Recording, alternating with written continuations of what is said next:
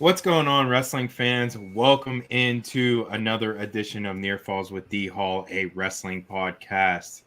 Tonight, big night for the podcast. Super excited to have these guys on with me. I got a whole bunch of dudes coming on and hanging out with me. But first, let's start with the commish, the main man of the night, Mr. Derek Caldwell. How are you, sir? I'm doing well, Donnie. How are you? Doing very well. The commish of the CWA, Mr. Derek Caldwell. That's the first man of the night. Second man of the night, the co-commish, I'll call him, Mr. Dan Neff. How are you, sir? What's going on, Donnie? How you been? My man. Always good to see you. Always good to talk to you. And, Sir. them ears, I feel like they're getting bigger, my friend. Every day they grow about half an inch. That's what I'm told. No doubt. And thirdly, my main man, my late night talk. I always love talking to my main man, Mr. Chris Smitty Smith. How are you, sir? I'm good, Donnie. Thank you for having me on. To Derek, Dan, gosh, you guys have created something we've been waiting for a long time. Certainly excited to be a part of it in D Hall. That call that night, we'll talk about that later. But, man, it was like a dream come true. No doubt about it. And we've had many of those, and we'll have many more of those in the future. No doubt about it, Smitty. So first things first, man, let's kind of like talk about all this, right? So I get this call. I'll just break it down for me. I get a call, obviously Mark Ivano, he's out there listening, my close friend, my co-host. He tells me this guy, Derek Caldwell, that he went to school with, has this vision, right, of this pro wrestling league. And I'm like, oh, man, I got to talk to this cat as soon as possible. So I went back and listened to our podcast.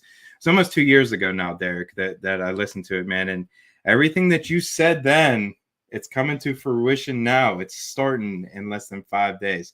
Talk about the genesis. Talk about where this kind of came to be. And, just talk about the CWA, my friend.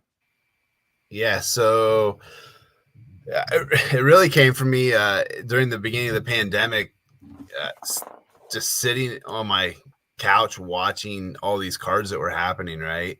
And just realizing that eventually when things settle down, this is going to stop because the rest of the world's going to go back to normal and there's not going to be the same opportunity that there is in this moment for these guys to compete. And so that's where my brain started turning, like, well, how can we make this sustainable? How can we make this something that can be long-term for these guys out of college? Because obviously, we all saw in State College earlier this year, 6 guys go to the Olympics and the rest stay home. So True. If they're staying home, there's opportunity for them to compete. And that's really what the CWA is. It's opportunity for these guys out of college to be able to continue to compete, to keep their story going in the sport of wrestling. Because ultimately right now we have 22, 23, 24-year-old studs that are, they're in the RTC system, which is great. They're in, with as an assistant coach, which is great. But ultimately there's something there still. There's something in the tank, and we want to create that opportunity for them to continue to utilize it. So love that. Mr. Neff, how did you get involved, man? How did you come in contact with Derek, and why did you feel like it's important to dive right in? So I've known Derek for a long time, ever since I was in high school. We credit him and another guy, Seth Creasy, with the reason I went to Lock Haven. So going up to camps and stuff, and then I obviously wrestled on the same team as Derek for a year up at Lock Haven. So I've known him for a long time. He came to me with this vision as well, and this was, again, same as you, this was 2 years ago when this started. Right. So, I was still competing at that time. Well, a little bit competing on the backside of it, but in the same token, I probably still had some left in the tank at a year or two. So something like this was really appealing to me when we first started talking as far as competing. Since then, I've hung up the shoes, but I think it's really important for the sport. I think it's important for our guys, not only to get the chance to continue competing, growing the sport in that way so people watch, but also, sustainable income as far as continuing to wrestle. There's a lot of potential in wrestling. It hasn't come to fruition yet. It's been tried. Derek has a great vision. He's got drive. He's dedicated himself to it. So, you know, he started talking to me about it. He got me on board right away. My contributing factor to the league is I'll go out there and I'll get the guys. I'll communicate with the guys. Try to get in this stance, it's a card together, but in the future, it'll be getting the guys for the teams. But I love the idea. You know, it's awesome for the sport. The sport's done a ton for all of us. You know, we just want to continue to build it and just be able to create sustainable wrestling for a long time with guys that are, you know, maybe not making that Olympic team, but, you know, they can make it the next year, or that those lag 4 years, 3 years in between, you know, making something sustainable they can keep competing. I love that, man. And you touched on so many things that we're going to talk about tonight. You know, whether, you know, 6 guys make the Olympic team, right? And there's so many guys that are just right behind those guys that are ridiculously good. And of course, you know, we're talking about folk style tonight, and Derek's going to get into that here in a little bit.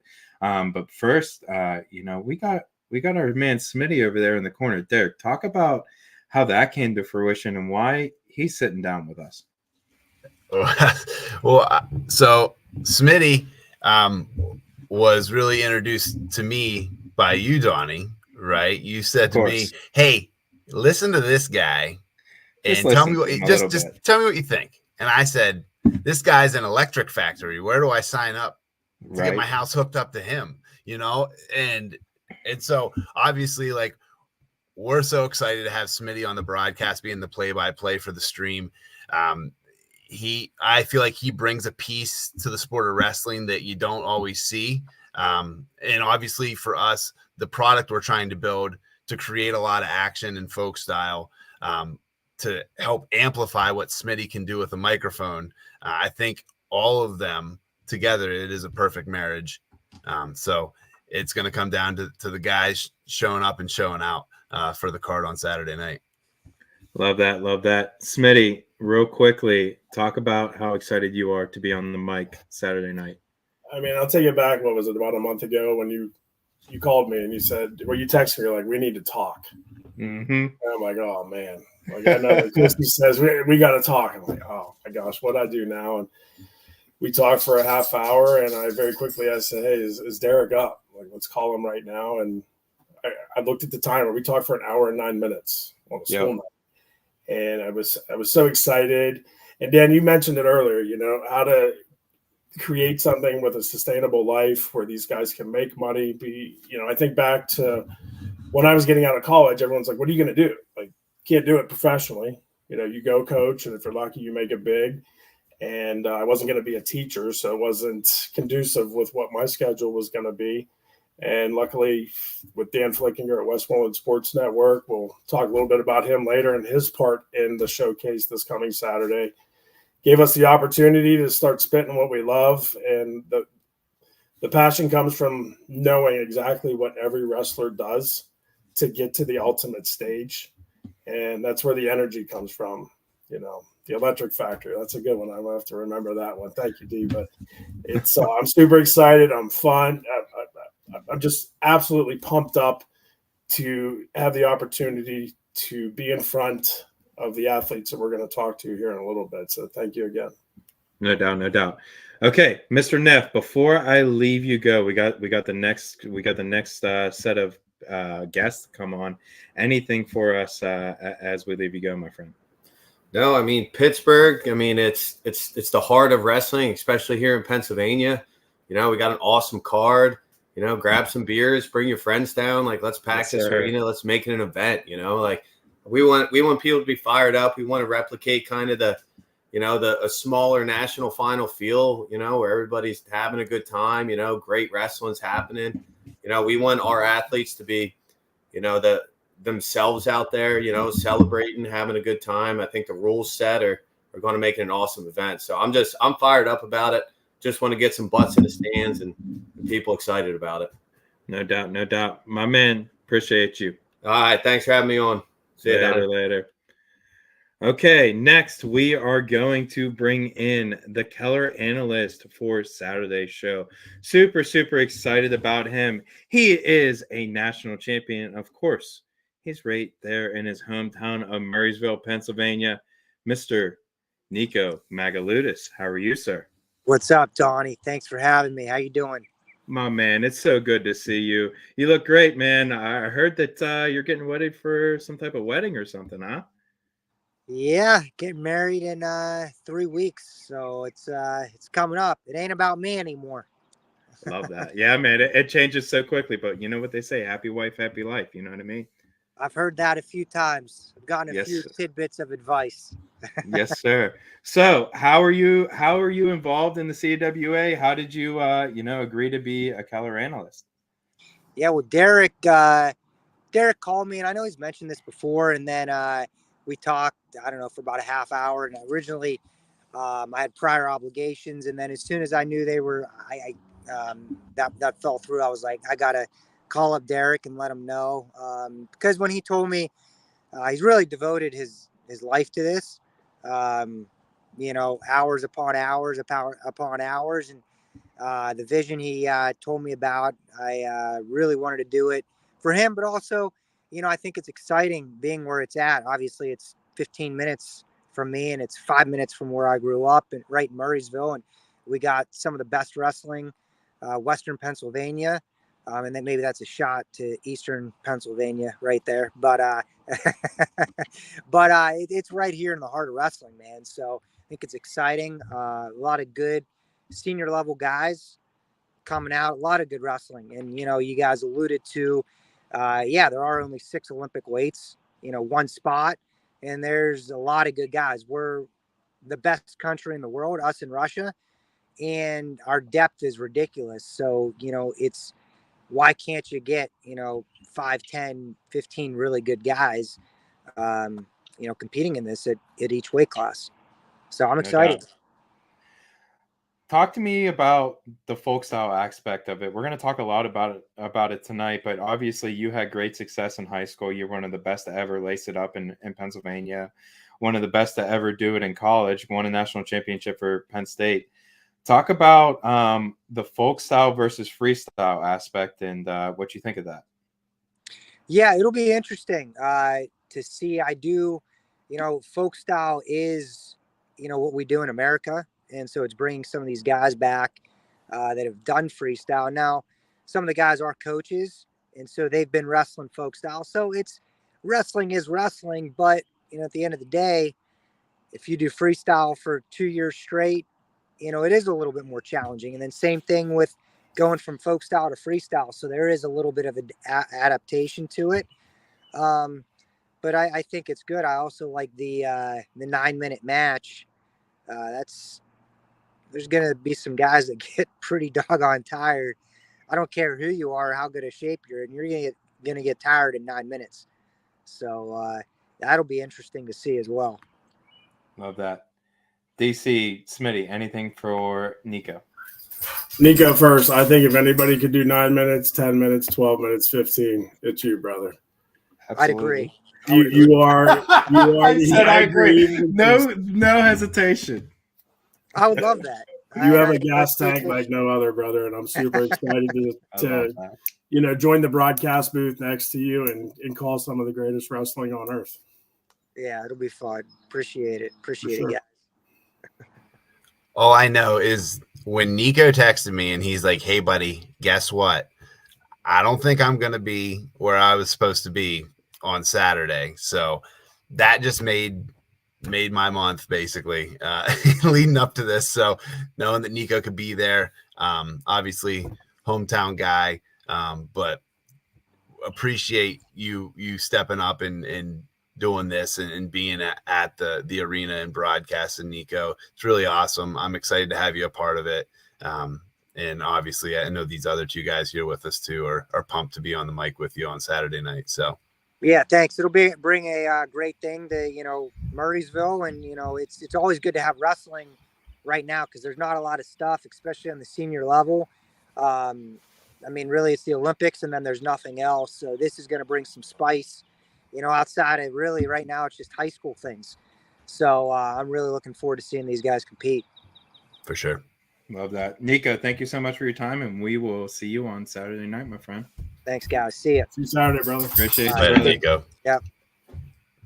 Okay, from one Westmoreland County native to another, the main man, Mr. Mickey Philippi. How are you, sir? Hey guys, what's up? Appreciate you having me. My man, my man. Thank you so much for coming on and hanging out with us. Obviously, this is something that's been in the cards for some time, but when did it become a reality for you, and when did you say, hey, man, I want to be a part of this?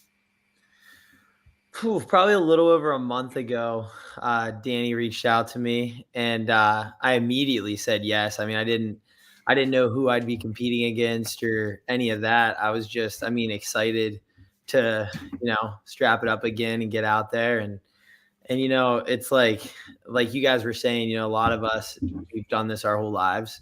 And I know at least me, it's like, I always want to wrestle. So like, it's hard to not be competing anymore because it's like, it's so fun. And it's like I said, we've done it our whole lives, and it just gives us another opportunity to step out there. So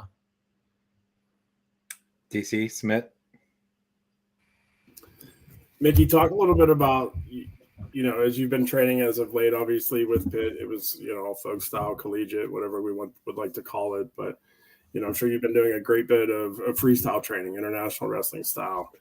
Talk about that transition for you as you're training to prepare for this Saturday.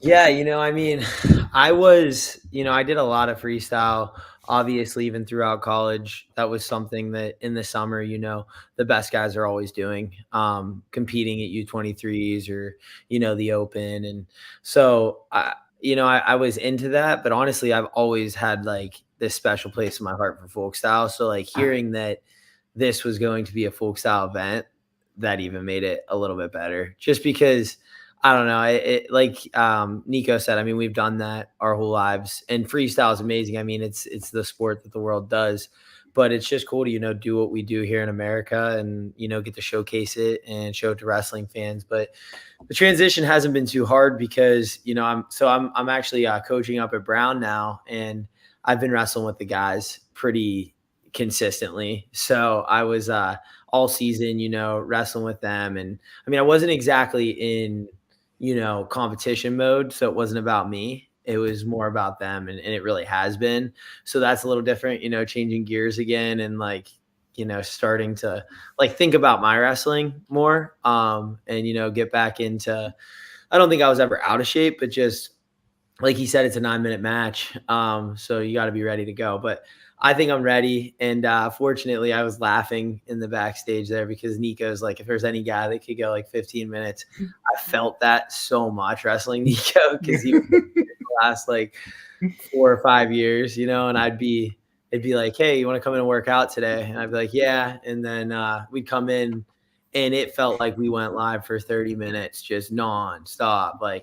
And I think I kept up with him well, but I'm just saying it was, if there's any dude that can do it. So I got pushed a little bit by him, but yeah. He's shadow wrestling in his yard right now. He's out there. Yeah, he probably did put something off the camera. He was, he's always ready to go. And I know right now if he towed the line, he'd be ready to go again. So, he just competed at the trials, but yeah, Nico's his gas tank's one of a kind. And, I always, tried to keep up with it and, push him. So I know how that feels. It was funny to hear him say that. No, a lot of the competitors this weekend, they have an affinity and a passion for top wrestling. Not a lot of states do, like Pennsylvania. What are your thoughts on the opportunity to be rewarded with 3 points with the new riding time rules? I think that's really cool. I think it's a cool idea, and it. I'm interested to see how it plays out, but I think it's great. In college, a lot. I really utilized riding time, and there was a lot of times guys wouldn't pick bottom because like they didn't want to do that, and I was a guy who I was pumped to get on top, pumped to get a chance to ride him out and just grind him down. So I like that aspect. I think it'll be pretty cool to throw in there and try to earn the points. And I think it also makes it more rewarding for that top guy, and it kind of adds a little push for that guy to really, like, why not put the ride on if I could get rewarded for it again and again, like after someone's not just going to let him up, after like 30 seconds, they're going to put an extra return on him. And I think that makes it entertaining, in my opinion. I agree. Mickey, thank you so much for your time, my friend. We are so excited to see you Saturday night. And I need to talk to you a little bit more about the Mickey Maniacs, man. I heard they're pretty nasty, man. I heard you got a couple of West Allegheny kids on that team. Yeah, there's West Mifflin kids. Yeah, I used to do a little club stuff, and they're still going. And those little guys, they the high school guys are tough too. I just, obviously I can't be around them anymore. But whenever I go home, I still get to see those youth kids. And yeah, there's a couple West Mifflin kids on. There's 3 of them that are West A. Oh, West A. You're talking about? Yeah. Oh yeah. Those dudes too. The West A boys too. There was West Allegheny, West Mifflin. I'm sorry. No, but I heard about the West Mifflin boys too. But I had to throw my little high school in there. Yeah, there was some West A boys. They're gonna have a good team coming up. I've heard that. To the program. So, Mickey, make sure that the Philippi family brings an OTC number 5. Oh, dude, I'll be hungry. Listen, I'm bragging about dairy pizza all the time, and no one understands. Good to see you, brother. Can't wait to call it on Saturday, man. All right, Mick. We'll see you on Saturday, brother. Thank you. See you, Mick. All right. The next person we have, the next guest, his opponent, national champion, Mr. Nashawn Garrett. What's going on, man? Hey, what's going on, guys? Good to see you, brother. Good to see you. Thank you so much for taking some time out and hanging out with us and, just talking about your match. First things first, I'm going to leave this off to Derek because me and Smitty got so excited talking to Mickey there. So we're going to let Derek lead off the way here. Yeah, sure. Nashawn, thank you for hopping on with us tonight. I'm really pumped to watch you wrestle this weekend. So, obviously, you've been doing a lot of traveling lately, and you just got back from Budapest, right? And so, how was that? How was that experience, and how was obviously wrestling freestyle and then going right into a folk style match? How have you been preparing for that back-to-back weekends? If I'm being honest, I haven't really been preparing for the folk style match very well. I figured that, like everyone's been saying, we're wrestlers. We know we've been doing this our whole lives. It's not I forgot how to wrestle. Maybe a couple of workouts where I get top bottom or something like that. But for the most part, the freestyle, it's a position game, right? And so I don't know. I just think going into Hungary, it was an amazing experience, and I was happy to be able to wrestle some of those guys from over there. But yeah, it's a position game, not as much of a grind game. So I'm excited to see kind of how it plays out. So should we set the over under at like 1.5 for how many times you lock your hands then because of that transition? Sure. yeah, for sure. Yeah, it's I've been thinking about the hands thing, and it's interesting too because I had such a difficult transition into freestyle because I think I had gotten so good at folk style, but now I feel like I'm like in this I just figured out freestyle in a way, and so going back, I'm like, is it going to be the same or? So it's I'm looking forward to it a lot. I'm looking forward to Nashawn, buddy. As someone as a fan, I watched you growing up, and obviously the guy that we had on a couple minutes ago, Nico Megaludis, you had some battles with him in the past, right? And I remember just being so upset because I was so close with Nico, and you would get the best of him, man. And it was just like you said, you figured out folk style. You were so freaking good at it. Obviously, you got a 9-minute match ahead of you on Saturday. The rules, which we didn't really get into, we're going to talk about it throughout the night. But one rule that there is every single period you can earn a routing time point if you earn 1 minute of routing time. Talk about that. Talk about that aspect of folk style, and do you think that's going to be a factor in your match? Sure. It might be a factor in my match. I can't say for certain. I think one of the things that I did very well in college and throughout my career was I was extremely good in all positions. I think I was really balanced in all positions. I think a lot of people think I was only mostly good on my feet, but I was a dynamic wrestler on my feet. And I was really good on top too. And at one point in time, I was leading the nation as a freshman in the country, and so In riding time. and tech balls. Okay. So here we go. That's what I'm saying. And so it's not as sexy of a idea for me personally. Like I think something cool would be, if all right, you have to get a double leg, a single leg, a high crotch, and a big throw. To me, that's cool stuff, or how many times, if you have your set thing, single leg, 3 single legs. So if Mickey's is like, oh, his high crotches, he has to get 3 high crotches. And if he does that, then that's a bonus. Or for me, if my best move, if I get through my best move, then that's a bonus. So for me, I think there's definitely ways to make it a little bit more exciting and more fun, to where you actually pushes you to be like, okay, this is your best move. You should be able to hit 3 of these, or at least try to be. And if you do, you get rewarded for that, as opposed to, well, if you hold a guy down for 3 minutes, it doesn't necessarily, you will get the points, but it's not like, that's not super exciting if both guys are like, all right, I'm just trying not to get turned and I'm just holding them down. So to me, that's just my off the top of my head thoughts. But yeah. So that's how I'm thinking about it. But either way, the reward is the reward. Yeah, absolutely. Smitty. Yeah, Nation, super excited to be Matt side and call your match against Mickey on Saturday. You're always one of my favorites. Super exciting to watch. Your initial thought when you found out that the CWA was created, you got that call for the invite. What was the reaction like? Yeah, I'd heard it from Evan. He had mentioned about the CWA, and then I got a text from, I believe it was Dan, who had reached out about it. And I was like, this is a really cool experience. And this is a really cool opportunity. Yes, there are obviously people have Olympic dreams, hopes, goals, visions. But there are guys who just want to get on the mat too and just wrestle. But it's just a lot of people it is a financial thing like that. I'll just put that out there as a reality, is that like there is a financial aspect to it, where it's just like, if people were getting paid, or if it was lucrative to be able to continue, then I think a lot of more people would. And so when you see opportunities that are, there are less opportunities, to me, this just presents something that could be big for people to be like, you know what, I wasn't ready to hang up the shoes, but now, but maybe now I'm ready to come back and do it. And you should pursue something as long as you can, with as much passion as you possibly can, if it's in your heart to do. And so you should never have to quit wrestling or competing if you don't want to. Nation, that was beautiful. I got one more thing for you. I see a awesome mic, awesome headphone setup.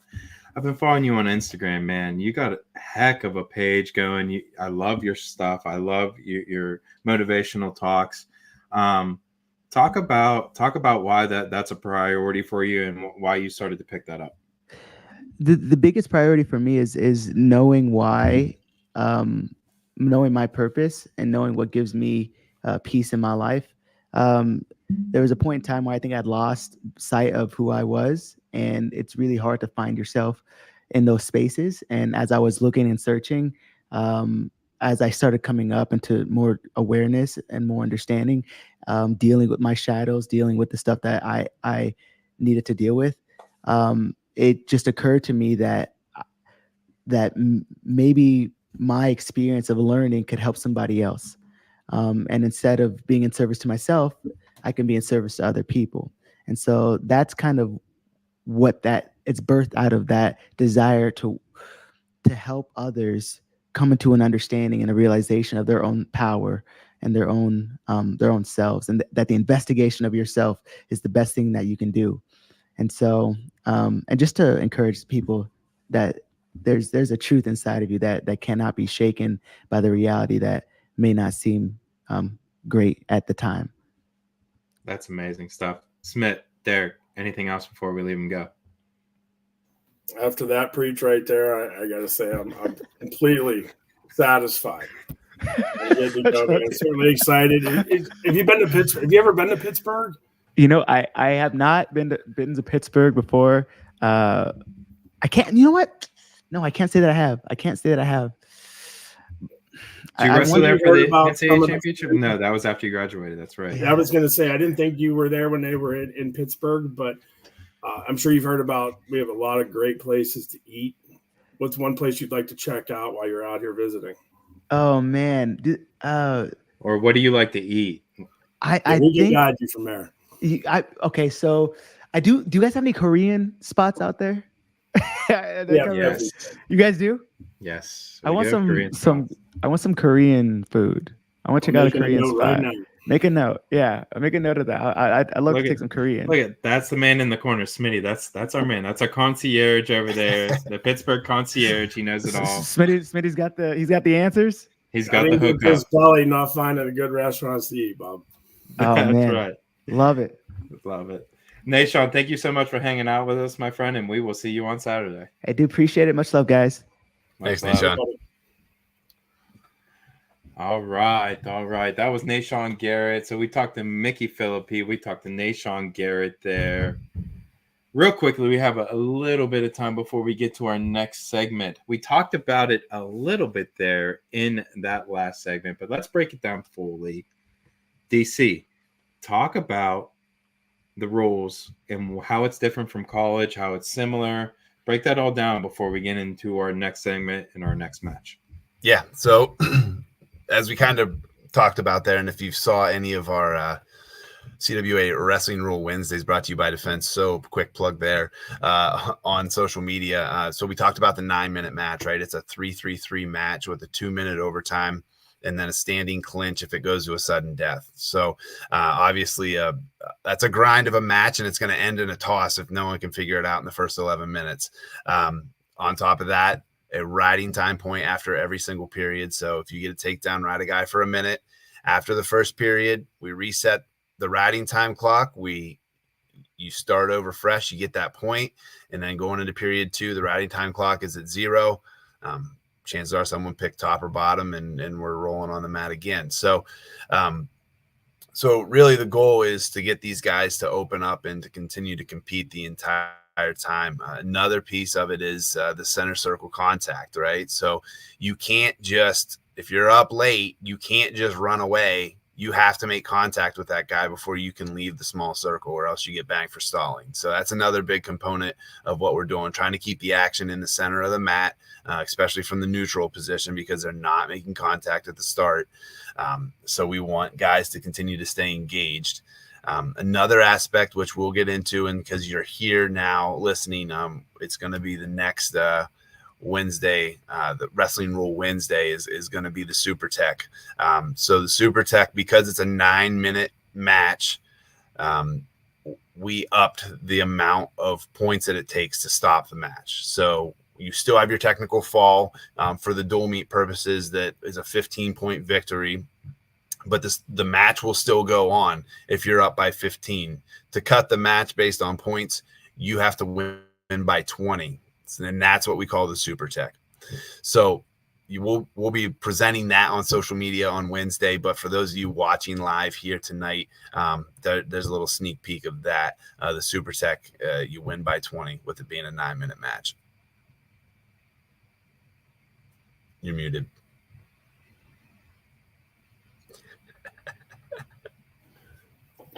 Derek, real quick, when we the initial conversation we had, it was a healthy debate about the 2 versus 3-point takedown, the addition of the 3-point takedown in college. And I believe it's in front of the folks for high school. Is it approved yet? I haven't heard.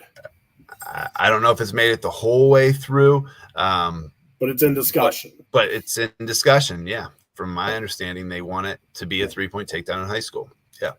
But I really liked your take on why you went with the 2-point takedown. Care to share briefly what our conversation was? I'm sure it was about 20 minutes when we talked that night. I'm trying to break it down to 2. Yeah, give us the cliff. All right, the 2-minute drill. You got it. So in my personal perspective and why we kept it at a 2-point takedown was you see guys get banged for stalling. You saw it a lot at the NCAA tournament. You get that takedown in the first, and then it's a 4-2 match in the third after that guy gets out in the first, and then each guy gets their escape. It's a pretty common match when there's high level wrestling. Then it's 4-2. You haven't given up a stall warning. It takes 3 stall calls instead of 2 just to tie the match. And that's without any sort of riding time being equated into all of that in college. So if you're going to have a 3-point takedown, in my personal opinion, you got to get rid of the stall warning, or you have a 2-point takedown and keep the stall warning, because 2 stalls should tie it if you're going to run. Like that's really my perspective on it. It encourages guys to run when it's late in the match, even when it's not late in the match, because it's really hard for a ref to bang somebody 3 times in a minute. It has to be super blatant, and guys that know how to hold position and just not let you move, you're never gonna get them to that point. And I love the logic too. Everybody at the beginning of the year was, what's your thoughts and feelings on the 3-point takedown? And my response was, well, let's get through the year. Let's see how it transpires. Let's look at some metrics. And I don't care what anybody says. I mean, even at the NCAA tournament, people were still yelling 2. I mean, that 2 rings through the arena, and I'll never get used to saying 3. And, I had the opportunity to do St. Vincent College wrestling and Seton Hill University wrestling, and that first time that there was a takedown, there I am yelling 2. And George Carter's actually sitting there. He's like, bro, it's actually 3. And I'm like, I'll never get used to that. No, I like it'll come, Smitty. It'll come. It takes some time, brother.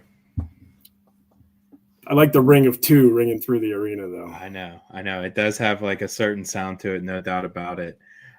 We did get our first comment in the chat here. Nick Sipes, as the official, I like the rules. So that's looks like one of the officials commenting in there, Derek. Yeah. So Nick is going to be one of the officials. We actually have another WIPIOL legend. Joey McCara is also going to be the other official for the event on Saturday night. So anybody that's here in Western PA that knows anything about WPIAL wrestling probably knows Joey McCara. So, and speaking of Joey McCara, real quick before we get on, he actually literally just texted me, so he must be watching. He said the 3-point takedown is not approved yet in PA, but it should pass later this summer. So there you go, Smitty. That's your answer for Mr. Joey McCara, the Burrell alum. So, okay, let's get right into our next segment. That was our rules segment with Commish DC, Derek Caldwell there. Our next segment, match number 2, we have Evan Henderson and Mitch Finesilver. Let's bring in the first of those 2 wrestlers, Mr. Evan Henderson. What's up, guys? My man. How are you, sir? I'm doing all right. Thank you so much for coming on, hanging out with us, talking about the CWA. Let's just dive right into it. When did you get the call, and why did you decide to put your hat in the ring?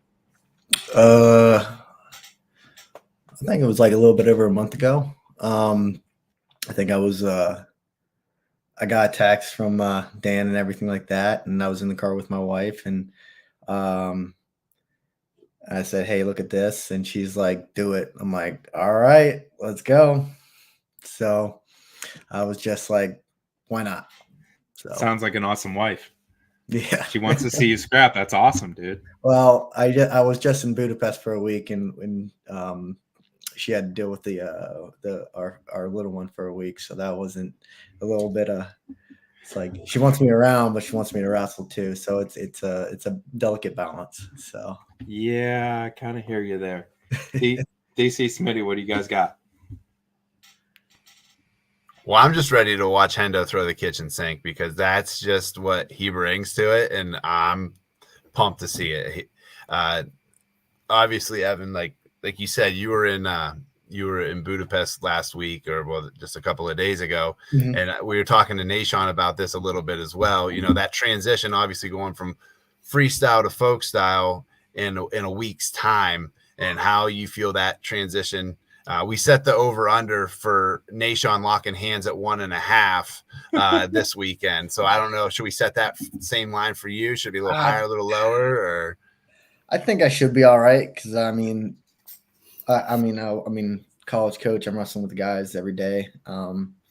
So I think I should be okay. It's like last week, okay, I can't roll over my back. This week I can. Sweet. All right, let's go. So, It's fair. yeah. So I'm like kind of I haven't wrestled folk style match since 2016. How are you preparing for this week's match? Not only the style, I mean, it's just like Nashon said. Once you ride a bike, but the 9-minute match, the conditioning, is that gonna create a little bit of a barrier challenge? I mean, I know you were always a little Energizer Bunny yourself, but how are you preparing? So we'll back up a little bit. So I got the call about this, and then a couple days later, I get a text from Carrie saying, "Hey, do you want to go to Budapest?"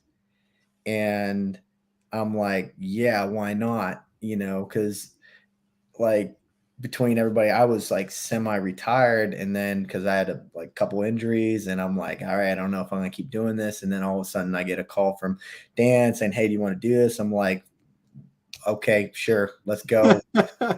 And then literally like when it rains, it pours, then the next day I get a text from Carrie say, "Hey, do you want to go to Budapest?" I'm like, yeah, let's go. Get to go over to Europe, get to see some good wrestle. What was it? So my first match back in over a year and a half was against a world bronze medalist. And I'm like, cool. All right, let's go. Then just preparing. So I did a couple days like folk style. This week will be folk style. I had a couple of guys on top of me and doing all that stuff. But it's like riding a bike. You get back onto it. You know what you're doing. Even if, all right, you get tired, you cut them. Now we're on our feet. Everybody, it's ultimately a feet game. So, but if you can figure out how to keep them down for a little bit, you can at least get a little rest. And the other thing I would like to say is that you're telling me I can, and also knowing about the super tech, that you're telling me if I can get scored on how many times in a match and I still have a chance to throw a maker and get the job done. So so I'm gonna wait. Like I'm not gonna wait, but like, how many bullets you got in the gun, man? It's like you're not gonna kill me. Let's go. Man, what a fantastic response. My man saying 17-1. I'm still in this match, baby. Exactly. Give me I got a bullet in the chamber. Let's run it. I mean, you guys ever see the what's that movie Time with Justin Timberlake and yes. I forget. No, that was a different one. Sorry, that was Friends with Benefits. The one where it's like the guys, they're like sort of arm wrestling, right? But the guy's looking at the time rather than they kind of like waste whatever, and then all of a sudden you got them. So Love yeah. that. So are you coming out to Justin Timberlake then? Is that what did you just say? All right. I'm coming out to something a little bit Pittsburghy, I guess. Okay, let's go.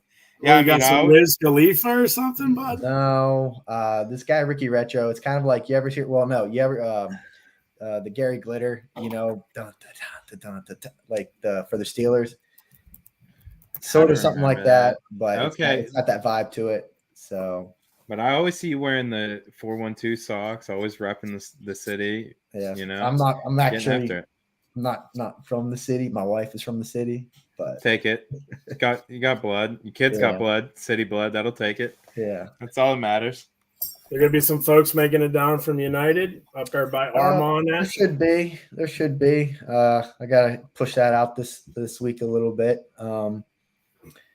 Some of the families out of town right now or in Disney or something like that. No, they're in Disney, and I'm like, ah, crap. And so I lost a little bit there, but we'll have some. So I grabbed, like, I told all my boys, hey, show up if you're there, if you're in town. So I have to ask. It looks like you took your office chair out of a Mustang Shelby.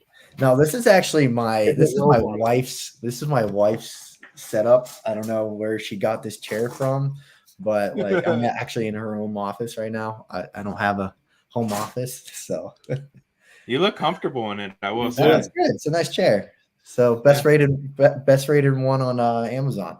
Hey, she's letting you wrestle. Let's not ask for her chair. Yeah, What that's better a good than one. time, right? Yeah, let's not ask him any questions. Hendo, thank you so much for hanging out with us, brother, and we'll catch you on Saturday. Sounds good. Can't Thanks, wait Later, to my do it. friend. Thanks. All right, Mr. Henderson's opponent, our next guest, another ACC wrestling legend, Mitch Finesilver. How are you, sir? Good. How you guys doing? Doing really good indeed.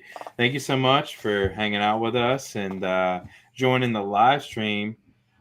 First things first, I guess the same thing I've been asking all these guys. Folk style, CWA, when'd you get the call and like why are you in?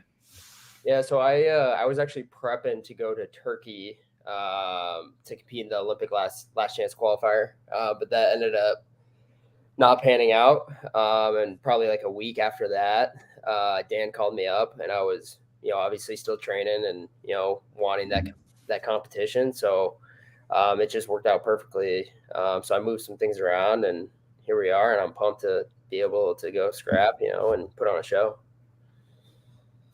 My only question is before I bring Derek in and Smitty, how many brothers do you have?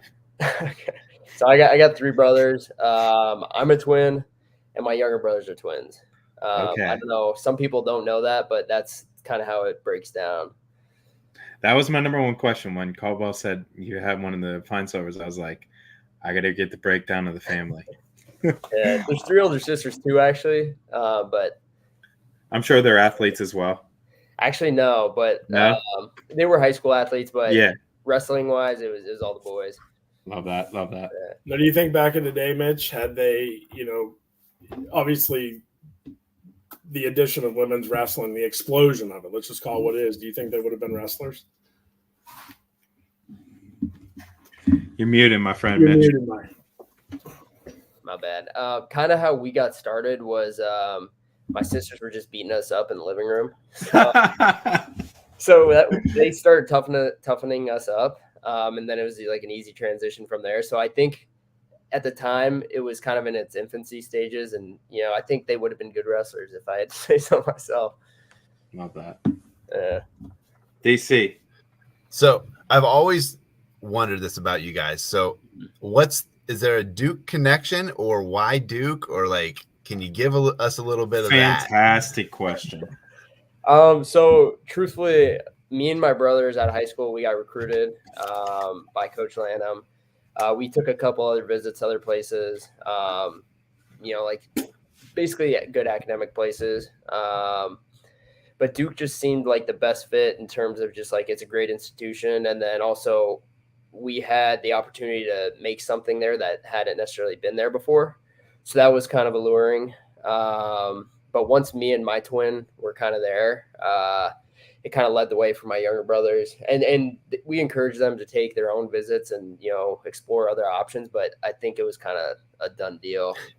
They'd been training with us and been around us. And, they wanted to join us. And I am grateful for that just because being able to wrestle with your brothers is a pretty cool thing. And you only get a few of those moments really throughout your career. And one of these is now, and I'm glad I'm able to compete again with my brother.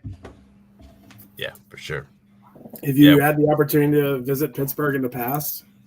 Yeah, so Duke used to wrestle Pitt usually once a year, and so I've been there, I want to say 3 times, maybe more, but I love Pittsburgh. I think it's a gritty, blue-collar city, great food, nice and industrial, and I got a lot of respect for Pittsburgh. There's a lot of cities I would not say that about, but I really appreciate how Pittsburgh is. You're going to say yins when you're here? I should, honestly. So I got a teammate who is actually from he's from Ohio, but they say yins there because it's so close to Pittsburgh. For sure. I'm sure he's real close. Yeah, it's definitely a feel. Smitty asked it earlier, but another great question is, what type of food do you like? Where can we guide you in that direction when you get here? Man, so I love barbecue. That's probably one of my favorite foods. I love Mexican food. My favorite food of all time is probably steak, but in terms of type of food, I'd have to say like Mexican or barbecue. So if you got good places, and then also what's the sandwich place Permanis. Permanis, yeah. Every time I'm in Pittsburgh, I go to Permanis. So maybe I'll have to go there, but obviously after the match. I should probably not tell you this, but I'm sure you'll be fine making weight. But pretty much directly across from the hotel, there is a barbecue place. You can walk there. It's a 4-lane highway. Be careful crossing. People are crazy out here in Pittsburgh. They don't know how to drive. That's fair. But it is right across the street, and actually in the other direction, just about as far, there's a Mexican restaurant right there. So I'd have to say you're pretty set as far as grub. I don't know if I'd eat it before, but I mean, how late is it open? you know what? We should probably make a plan. Smitty will make a call. Smitty will make a I'll call. make a call. I have to make a call. But yeah, I'm making notes on the food that everybody kind of has a hankering for when they come to visit the 412 or 724, whatever you want to call it now. Smitty's going to have a spread. It's just going to be Miles Logan. It's going to be like the Pittsburgh cookie table, but of just different foods. I'm excited. I love it. Okay, Mitch, last question I have for you, man. Folk style versus freestyle. Obviously, this is a folk style event. Talk about the difference there, and are you excited to kind of get your hands on someone and kind of oppose your will? Yeah, so I always say, like, I enjoy doing freestyle just because it's fast paced. I think it's nuanced. I think it teaches you to scramble a little bit better because you can't go over your own back. But with that being said, I absolutely miss top wrestling. When I was in college, I was pretty good on top. That was kind of my forte, and spending all those years to develop that just to not be able to use it in freestyle is kind of a bummer. So I'm glad to kind of get back to my roots. I've been running leg rides, which I'm sure Evan knows, but yeah, I'm pumped to do some top wrestling. And then even bottom, like, it's like riding a bike. Like, you just don't lose that. Maybe, I have to get the feel back and drop, but I've been working on that. So I'm ready. Yeah, I'm excited to do some folk style. DC, Smitty, anything for Mr. Feinsober before we leave him go? I'm just pumped. I'm pumped to have you in this. And honestly, I'm going to tell you this right now. It was me that saw your post. And I said, hey, Neffer, maybe call that guy and let's see what he's got to say. So just for everybody out there. You guys, all these guys, they're being so politically correct. They're being like, Dan texted me. Yeah. And it's been like 3 guys until I figured out they're talking about Neff. I don't know him as Neff or Dan. He is Neff to me, and that is it. DC, I'm glad you threw me on here. I'm pumped to compete. I got a little history with Evan just with ACC, so right, it'll be good to scrap. And I know him really well, so I'm excited for it. Yeah, and I know everybody is going to be pumped to see what I'm excited for you guys' match. I feel like it's going to be fireworks, and I think everybody's going to be pleased whenever you guys shake hands and get the whistle start. So absolutely looking forward to it myself. Yeah, awesome, Mr. Feinsober. Thank you so much for chilling with us, popping in, and talking about your match. Absolutely, I appreciate you guys. We'll see you Saturday. Yeah, we'll see you. See you, Mitch. All right, and that was Mitch Feinsober, the Duke Blue Devil, one of many Feinsobers that went to Duke, as we talked about there. That was a great question, Derek. I love that. I was like, that my question was the first question. If I had a second question, that would have been the second question, right? Yeah, I love finding out how you got pulled from the Rocky Mountains basically to go to Duke, there's so many stories of that, of guys that go halfway across the country, whole way across the country to go to really what you would consider a kind of a random wrestling school. But, he carved out a great career there for himself. And obviously being able to represent Israel, in the World Games, and sadly not able to do the Olympic Games this year because of everything going on in the world right now. But, their loss is our gain ultimately. So we're excited to have them in Pittsburgh for sure. Not to mention how the rigorous academic requirement at Duke and being able to balance that at Division I wrestling and being that successful. It takes a lot of focus and a lot of soul and heart. No doubt. All right, on to our next match of the night. And our next guest, I'll be honest with you, Caldwell, when you told me this dude was coming on, he probably one of my most excited people to talk to, the backpack, Minnesota Gopher, Mr. Ethan Lezak. How are you, sir? I'm good. How are you guys doing? Doing real good indeed, man. I'm so pumped up to talk to you. First things first, man. It's a folk style event. Is the backpack? Is that still your nickname going in this event? I'd say so. I'm excited. I haven't wrestled folk style in a while, so up a couple weight classes. No problem. Yeah. Love that. Finally eat again, so Love been it. bulking up a little bit, hitting the weights. So good stuff. It's fun. Ethan, the reaction when you got the call or the text from Dan to being invited to wrestle in the CWA in the league, and then obviously being a part of the showcase to get the party started this Saturday. Tell us a little bit about the response. I saw it, and I mean, I haven't competed in a while, so I was excited for it, but I was like, I'm gonna have to get in shape a little bit. I've been in physical therapy school, so I've been kind of going to school, haven't been wrestling that much. I still like coach on the side a little bit, so it's kind of fun, kind of getting back into training a little bit, which I haven't done in a while, and excited to kind of compete again, so be fun. Where have you been coaching? Who are you helping? I've been coaching Anthony Knox a little bit, some of the guys in like North Jersey, and then a couple like younger kids, like elementary school here and there, so. Now, do you run your own club out there, Ethan, or is it just kind of like privates and things that you do for those guys? Yeah, it's kind of like privates, and then here and there I'll do some camps over the summer with some like top wrestling and stuff, but mostly privates. But I think once I kind of start work as a PT, I'd like to open up a club or something one day. So kind of something I'm looking forward to in the future, but probably be a couple years before I do that. All right, Ethan. Now, this one's going to hit a little close to home to me, and you might not know this, but a very, very close friend of mine, West Virginia All-American Ty Waters, replicated his top game off of your top game. He got hurt when he was in high school and just watched your videos over and over and over again. I'm not sure if you've watched him wrestle or you know who he is, but, man, I just love your top game. And where did you learn that style to just be so comfortable on top in any position? So when we were at Minnesota, J-Rob would make us do hour-long goes sometimes. And what? Yeah. And he'd be like, you guys could take one break, but don't be the guy to break first. Right. So we kind of just wrestled for like an hour straight. And I had this one kid I'd always wrestle, Skylar Petrie, and he was so tough to take down. So I'd like eventually get the takedown, and I was like, I don't want to let him up again because then I got to spend another like 5-10 minutes trying to get a takedown. So I was like, okay, I'll just stay on top and kind of play around with some stuff. And we did a couple of those like my freshman year. And I just kind of kept playing around with some more stuff.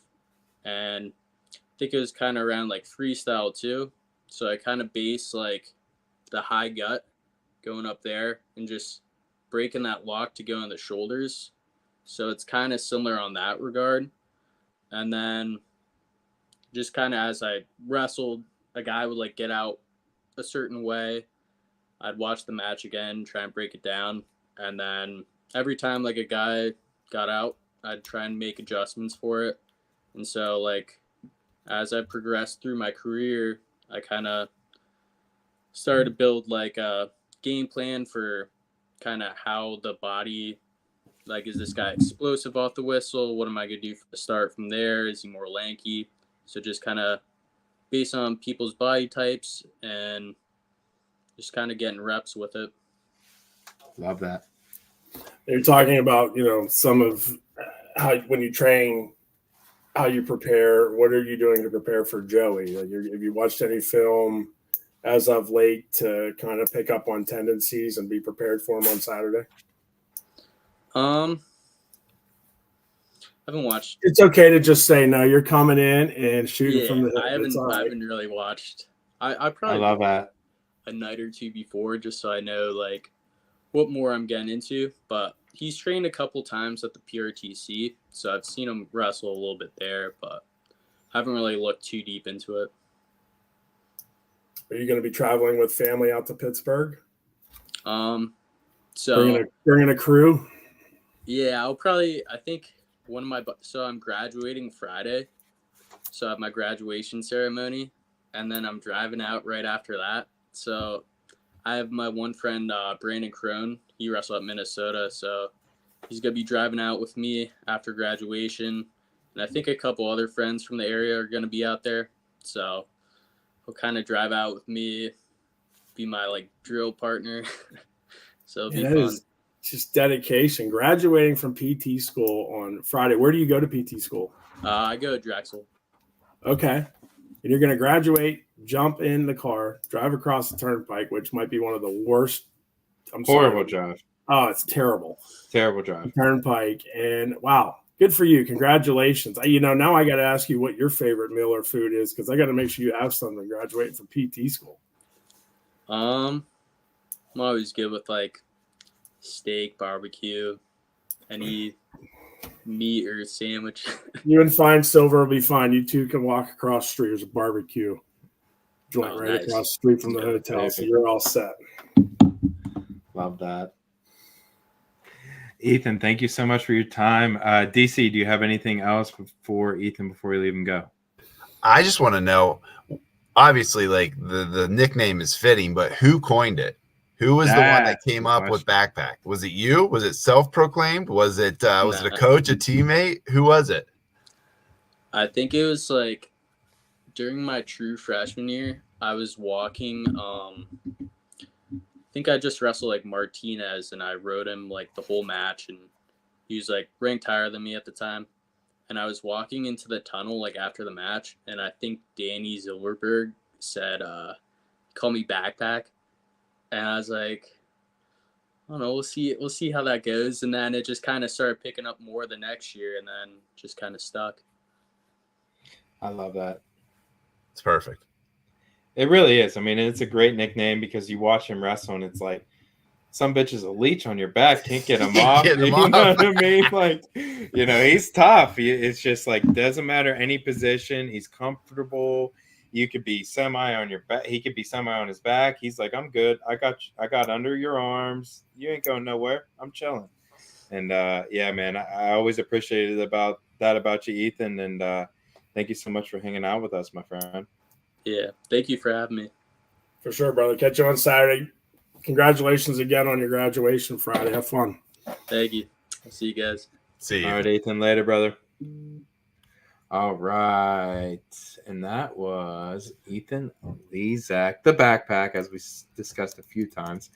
So the next guest, Mr. Joey LaValle, I believe, Derek, he's on a plane. Yeah, he's flying home from Guatemala. He competed this past weekend, just like some of these guys in Budapest. Just obviously, when you're flying international, the flight situations aren't always rules. Conducive. Yeah, there's no rules. You just got to get home somehow. So, but if we could take a second, if you guys see down on the scroll bar at the bottom, so tonight only up until midnight, if you use the code LIVE, you get 20% off your tickets. So this is a finite amount of time. You only have a few hours left until that code expires. But if you're planning on being there Saturday night, get your tickets tonight right now. Use the code LIVE at checkout, all caps, and you'll get 20% off your entire order.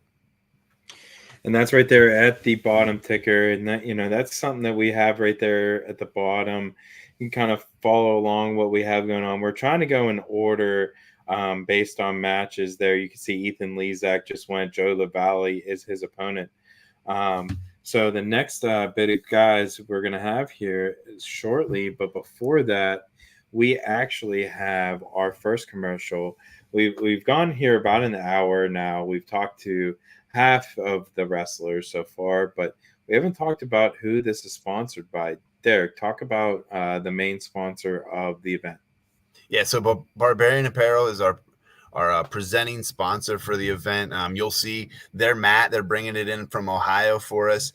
It'll be rolled out Saturday night, so you'll see the big Barbarian Apparel head, the Viking head center mat for it.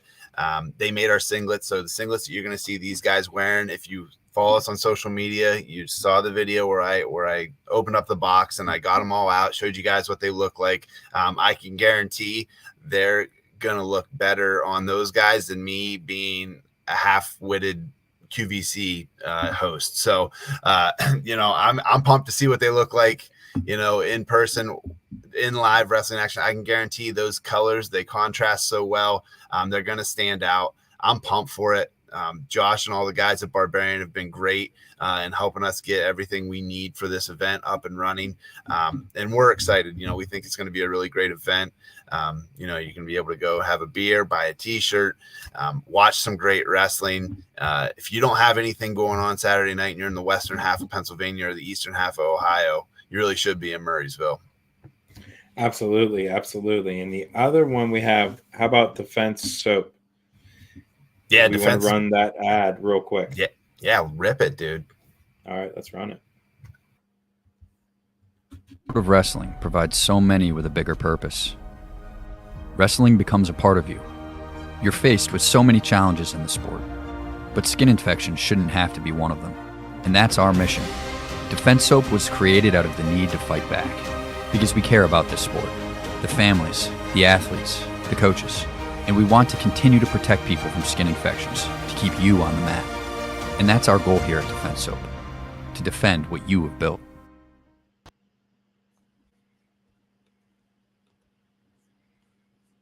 All right. So, DC talked about Defense Soap and why they are part of it as well.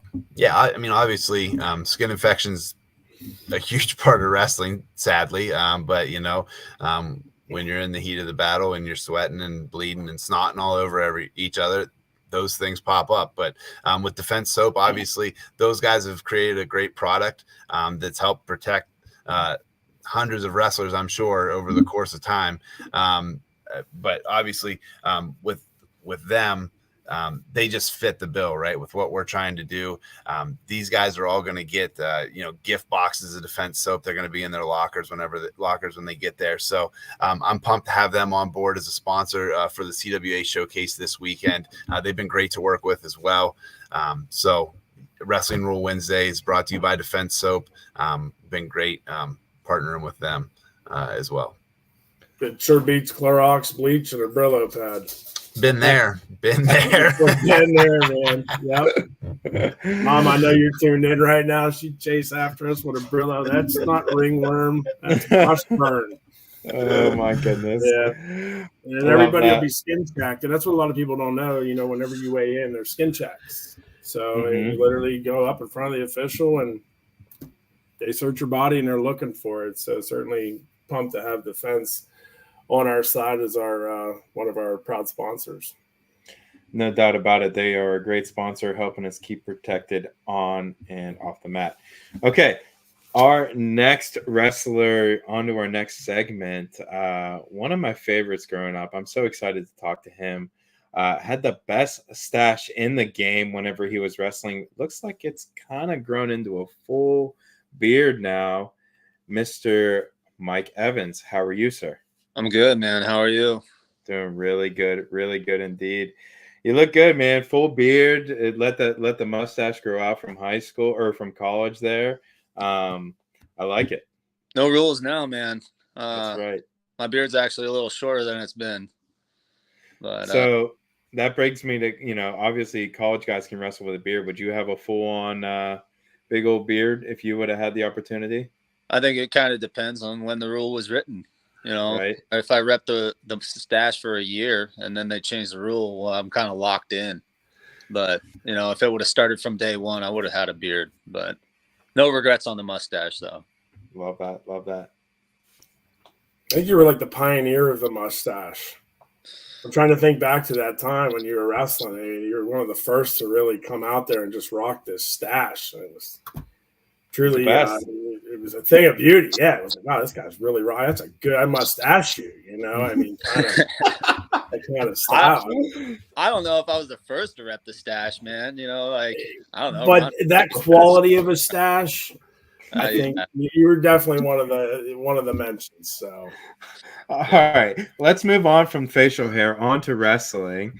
I guess I started that trend. That's my bad. Smitty, we get off on tangents so bad. Talk about CWA, why you decided, man, it's been a minute since we've seen you on the mat. Like, talk about why you got the call and why you're excited to step on the line. Well, I think like the CWA, what they're trying to do, I think is just an awesome opportunity for, guys after college. Especially with how the sport's growing, I think another outlet is needed. So, just having the opportunity to be in one of the pioneer events for it, I mean, that's awesome. But, as a wrestler, you're always a competitor, right? And you're always looking to test and see how tough you really are at the current time. I haven't competed in a while, but that doesn't mean the fire isn't there. I think I just needed a reason to train for a little bit and, bring my body shape back down to a normal wrestling shape and just see what I still got. Dan Neff called me about, I don't know, a month ago, 5 weeks ago, and just, asked if I, still wanted to try kick somebody's ass. So here I am. Talk about your preparation. Well, to be honest, I'm in between jobs, so I have a lot of time on my hands. So preparation has been mainly just getting my body, like the first, 10 days or so. I just spent, in the weight room on, doing cardio and getting my body ready to take a punishing, and then, couldn't do that every single day of the week. Started increasing, the workload that I started to do. And now I'm to the point where I can do, 2 workouts a day, multiple days in a row, and not bat an eyelash. I mean, I am getting older, so it does take me a little bit longer and longer to recover, but, I still feel like a young guy. I feel a lot younger than I did a month ago. Now, has that cardio moved on to some mat training? And if so, who are you training with? I train with anybody that can get on the mat with me. I've trained with some of the guys that I've trained before, like Andrew Morgan, Quentin Perez. We got a guy down in Texas, Quentin Perez. He's doing his thing. I think it's South Wrestling, something like that. I just did a camp for him, got to wrestle with him a little bit, so that was awesome. Then Andrew Morgan, he was an RTC athlete for us up at the Naval Academy, get to wrestle with him. Cam Harrell, he was a UVA guy. He's been, nice enough to get on the mat with me as well. And then I also spent some time down at Campbell University. I got to reunite with Scotty Sentez a little bit, head coach down there, and he put me in touch with some of his guys that are looking to feel something, a little bit above their level. So I've been reaching out to everybody that wants to get on the mat, and I'm feeling good. Kind of, folk style that threw a wrench in there because, after you get done with collegiate, you're just geared to freestyle. But I'm ready to go. I like folk style. I've been training that way. Some of the guys I've been training with have been doing freestyle. So, when I'm not gut wrenching them, I'm sure that throws a wrench in their line of thinking. But I'm ready to do 3-3-3. Let's do it. No, we've asked everybody that's been on with us so far how excited they were to get the call, the nod to be a part of the CWA. How about all the folks that you're training with? Like, what is their response when you call them and say, "Hey, I'm going to be a part of the CWA, this new league"? How excited are they? And can we expect to maybe they start calling Dan and say, "We want to wrestle in this"? Oh, a lot of the older guys who have gone on and graduated that I've put my hands on, they're interested. Some of these guys. Some of these guys probably aren't in the realm of, we're the U.S. We're the toughest, nation on the planet when it comes to wrestling.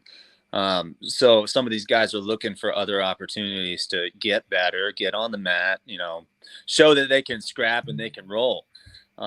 So I think that is just having another opportunity, another springboard for these guys to get better. I think that's what they're excited about. So you guys move forward on this. I don't think you're going to have any trouble filling teams. And, if somebody goes out and you got to go to the waiver wire or whatever you guys call it, I don't think there's going to be any pulling guys off the couch is a real thing, right? It's the mercenary list, baby. That's what we call it, the mercenary list. I like that, mercenary list. yeah, you're not going to have any trouble. A lot of guys want to scrap. A lot of guys want to put on a show. DC? Yeah, I mean, Mike, for you, obviously, this is a little bit of a different setup than you were probably anticipating, like you said, with it being folk style and whatnot. I did talk to Neff a little bit. He said, hey, he might be pulling a little weight more than he's used to doing than he was back in Iowa. How's that going for you? When he called me, I was doing 12-ounce curls on the side of a lake. All right. I came back. I got on the scale. I wasn't thinking I was going bad. Yeah. And I stepped on the scale. I was like 96 and a half. And, you know, I just got on the treadmill, started going. Just do it. 75 today. So I'm feeling pretty good. The hard work's done. I just, you know, it's a balancing act at this point. You know, you got to keep food and fluids going through you. I think I spent enough time preaching to guys over the past 8 years to implement some of it for myself. And, you know, the hard work's done. It's just about maintaining at this point. Yeah. Talk about the history with, you know, any wrestling against Ricky in the past, or what you know about him. Well, he's a small guy coming up. I'm a bigger guy coming down. So we never got to clash. I know he's bumped heads with Neff a little bit. Neff spilled the beans on that one. But the only actually time I knew of him, you know, was at the Franklin and Marshall tournament. I was actually coaching at the time. He might have been out of college for maybe a year or so. So he was wrestling, I think, 74, and he bumped into one of our red shirts he was pretty tough at the time. And I got reminded of this. It was Quentin Perez. So I guess they got into an altercation a little bit on the mat. You know, the dads got involved in it, and they started, you know, hooing and hawing at each other. So, you know, I got an earful that I got to go out there and kick his ass. But other than that, I've never met the guy. You know, he's just another opponent with another singlet on that, you know, I'm going to go out there and try to rip his head off. Let's make sure we have security on hand on Saturday. Yeah, we'll be all right. No, it'll be fun. It's all in good fun. I was completely making a joke, but that was a good response. Certainly not what I or anybody else on here was expecting. Mike, last question I have for you before we leave you go, man.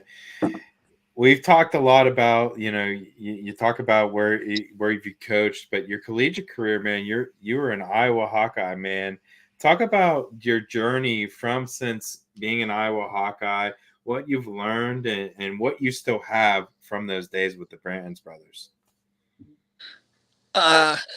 Man, that is a complicated question. I mean, you're talking about 8 years of growing up, so to speak, and then you're talking about 5 years before that growing up there. I mean, the Brands brothers and the entire organization at Iowa, they were great to me.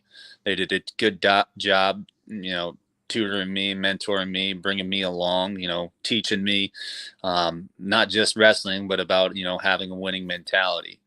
In the past 8 years, I've spent, you know, at 3 different programs trying to pass that along myself. And that's given me another perspective to the sport of wrestling. That is something I enjoy doing, you know, more than wrestling myself. That's been the biggest transition. But also at the same token, you know, you don't want to preach and not be able to back it up. So, he said, let's get on the line. Let's go. I think what he's also implying too is I'm sure you've experienced the frustration of coaching kids and sharing, you know, all of your experiences on what they need to do to be the best. And then you think back to like, oh my gosh, what did I do to my coaches? Like, this kid is driving me absolutely crazy. And maybe I was doing the same thing back then. So it's kind of a full circle coming back. Yeah. I you know, there's definitely some coaches out there that I'd like to give a call and apologize to. You know, shout out Kurt Backus. If you watch this thing, man, I'm sorry for the hell I put you through. You know, Tom Brands, I'm sorry for my freshman year. I was a hellion. I appreciate you sticking with me. But yeah, I mean, you hit the nail on the head. But I've been blessed enough to know some truly fantastic guys over the past 8 years, you know, in every single program that I've been a part of. And, you know, I'm thankful to have the journey that I've had. No, we're thankful to have you joining us on Saturday. Looking forward to it, man. Hey, thanks for having me. Appreciate you guys. Mike Evans, my man. Appreciate you. We'll see you on Saturday.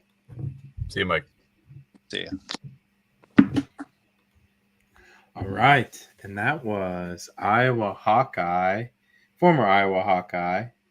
Now who's he coaching for? Navy? Navy, right? He just finished the Navy, and he said he's in between. So he's in between. He's in between. So that's why I Free agent. Go find him. This guy is ready to roll. You know, he's got that itch. He doesn't have a team to put hands on or drag a guy to the wrestling room right now. So he's ready to go. You're gonna get better. We'll find out how ready he is on Saturday. No, I'm sure he's going to be intense because he was a picture of intensity every match. Yes, that's a dude that just spied losing. Yes, I mean when you know Lezak, obviously Mickey Phillips. I mean obviously the whole card was great, but Mike Evans, man, when's the last time we've seen him on the mat? College? Has he wrestled freestyle? I surely don't know. I mean he's like an international man of mystery, you know. I know that's what I'm saying. We might have got the first interview with him since he finished up at Iowa, so it might be pretty cool, man. That might be pretty good stuff. Okay, all right. So the next guy we have on the list is Trent Hodley and Matt Finesilver.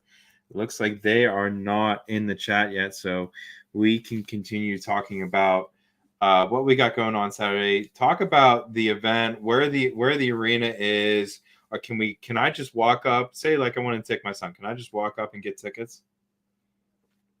You're muted, brother man. Yep, one for one. I did it. Yeah, we're all in. There you go, baby. Yeah, yes, you can walk right up to the door. If you don't have a ticket, come Saturday night, and you're like, hey, we ain't got anything going on. This movie that's playing at the theater down the road doesn't look that good. Let's go watch some wrestling. You can walk right up, cash in hand if you want. You can buy a ticket right online. The tickets will be available on our the website CWAWrestle.com, so you can check those out as well under the schedule tab. Yeah, you can buy them however you need to, card, cash, whatever. We'll have them available there for fans to be able right up till 6 o'clock. So we're excited to pack that place. We're hoping that everyone can show up and show out for it. We know it's going to be a great event. Obviously, if you can't be there, you have Smitty and Nico and Donnie all there to be able to broadcast for you.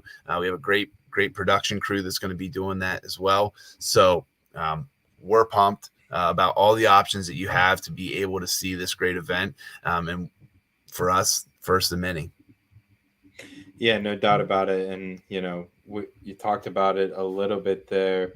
The pay-per-view, talk about, in the future, kind of what, if we get to the fall, what kind of, what it would look like. And, what could fans expect from a league like the CWA?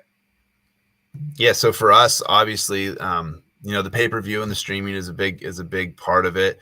It's another revenue stream because again, it is a business, right? And that's what we're treating. You got to pay the wrestlers somehow, right? You have to pay the wrestlers, and that's the big thing, right? Like to make it a true professional league, the wrestlers have to be paid adequately to be able to continue to show up week after week. And so, for us, our goal and what we're looking to do in the fall is to create a Sunday ticket type package where you can buy the collection of the season essentially in one upfront cost, but over the course of the 21 dual meets that you'd see, it would be a very discounted rate. You'd be looking at roughly like $99 for 21 dual meets. So you're looking at about $450 a dual meet essentially. That ain't bad. That's less than a college match to get in, to take you and another person. That's not bad at all. Exactly. And the way that the schedule is to be set up is Thursday, Friday, Saturday night. So you get one match a night, 3 nights a week for 6 weeks into the playoffs, and we're off and running. So yeah. Smitty, Mike Evans there talked about a lot of those 12-ounce curls. I feel like a schedule like that could condone into a few of those for us. Yeah, for sure. No doubt about it. Yeah, We'll just leave it at that. I tried to goat you. You wouldn't take it. I love it. Yeah, I'm sure Christy's over there, and she's probably like, "Oh my gosh!" Like, Donnie, watch what you asked for on this one, because she, obviously when I was part of, the first time I had the opportunity to be on your podcast with what you do, and my Twitter post today when I reposted that you were going to be part of the team is, you truly are an ambassador for the sport, and to just sit down and have the opportunity to listen or watch to the podcast that you do and dive in to the back scenes of what fuels, what drives wrestlers. Everybody has their own walk, and, you pull it out of everybody. And I think what our podcast was maybe 2 hours and you had to cut it way down. Yep. So yeah, a lot of fun, man. Much love, man. Smitty, you're getting me all in my feels, and I appreciate that, my friend.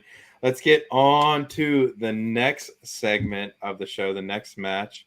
I think we got another one of them Duke boys, Fine Silver. We talked about that earlier. There's a few of them. This is Matt Fine Silver. How are you, sir? Doing good. Thank you for having me. Now, we just talked about a stash, right, Smitty? Now that is a stash. That's a good looking one, my friend. It's only because I can't grow a beard. Take what you can get, right? Exactly. My man. Thank you so much for coming on and hanging out with us. Talk about the CWA. When did you get the call, and why are you in? Yeah, so actually they reached out to Mitch. I think Dan reached out to him, and Mitch was like, "Yo, this is an incredible opportunity.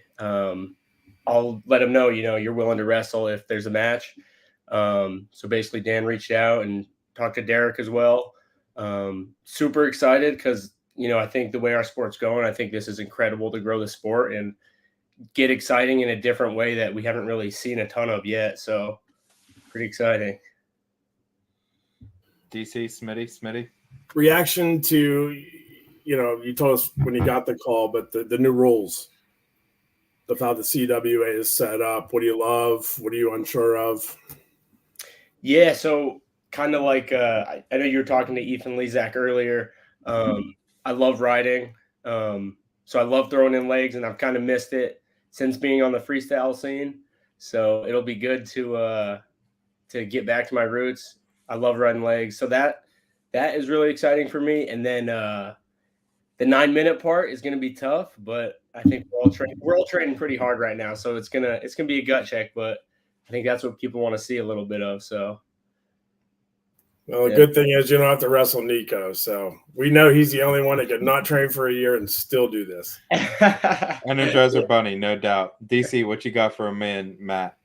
Yeah, no, obviously, like the 9-minute match, it's meant to be a grind, right? Like we want to see you guys continue to battle the whole way through. But for you, obviously, you've been training some freestyle and getting prepared for that side of things. So when you got this call and you're like, hey, it's folk style, what was your, I guess, initial thought in the sense of, did you have to change your training at all? Did you just continue kind of doing the same thing, or what did that look like for you?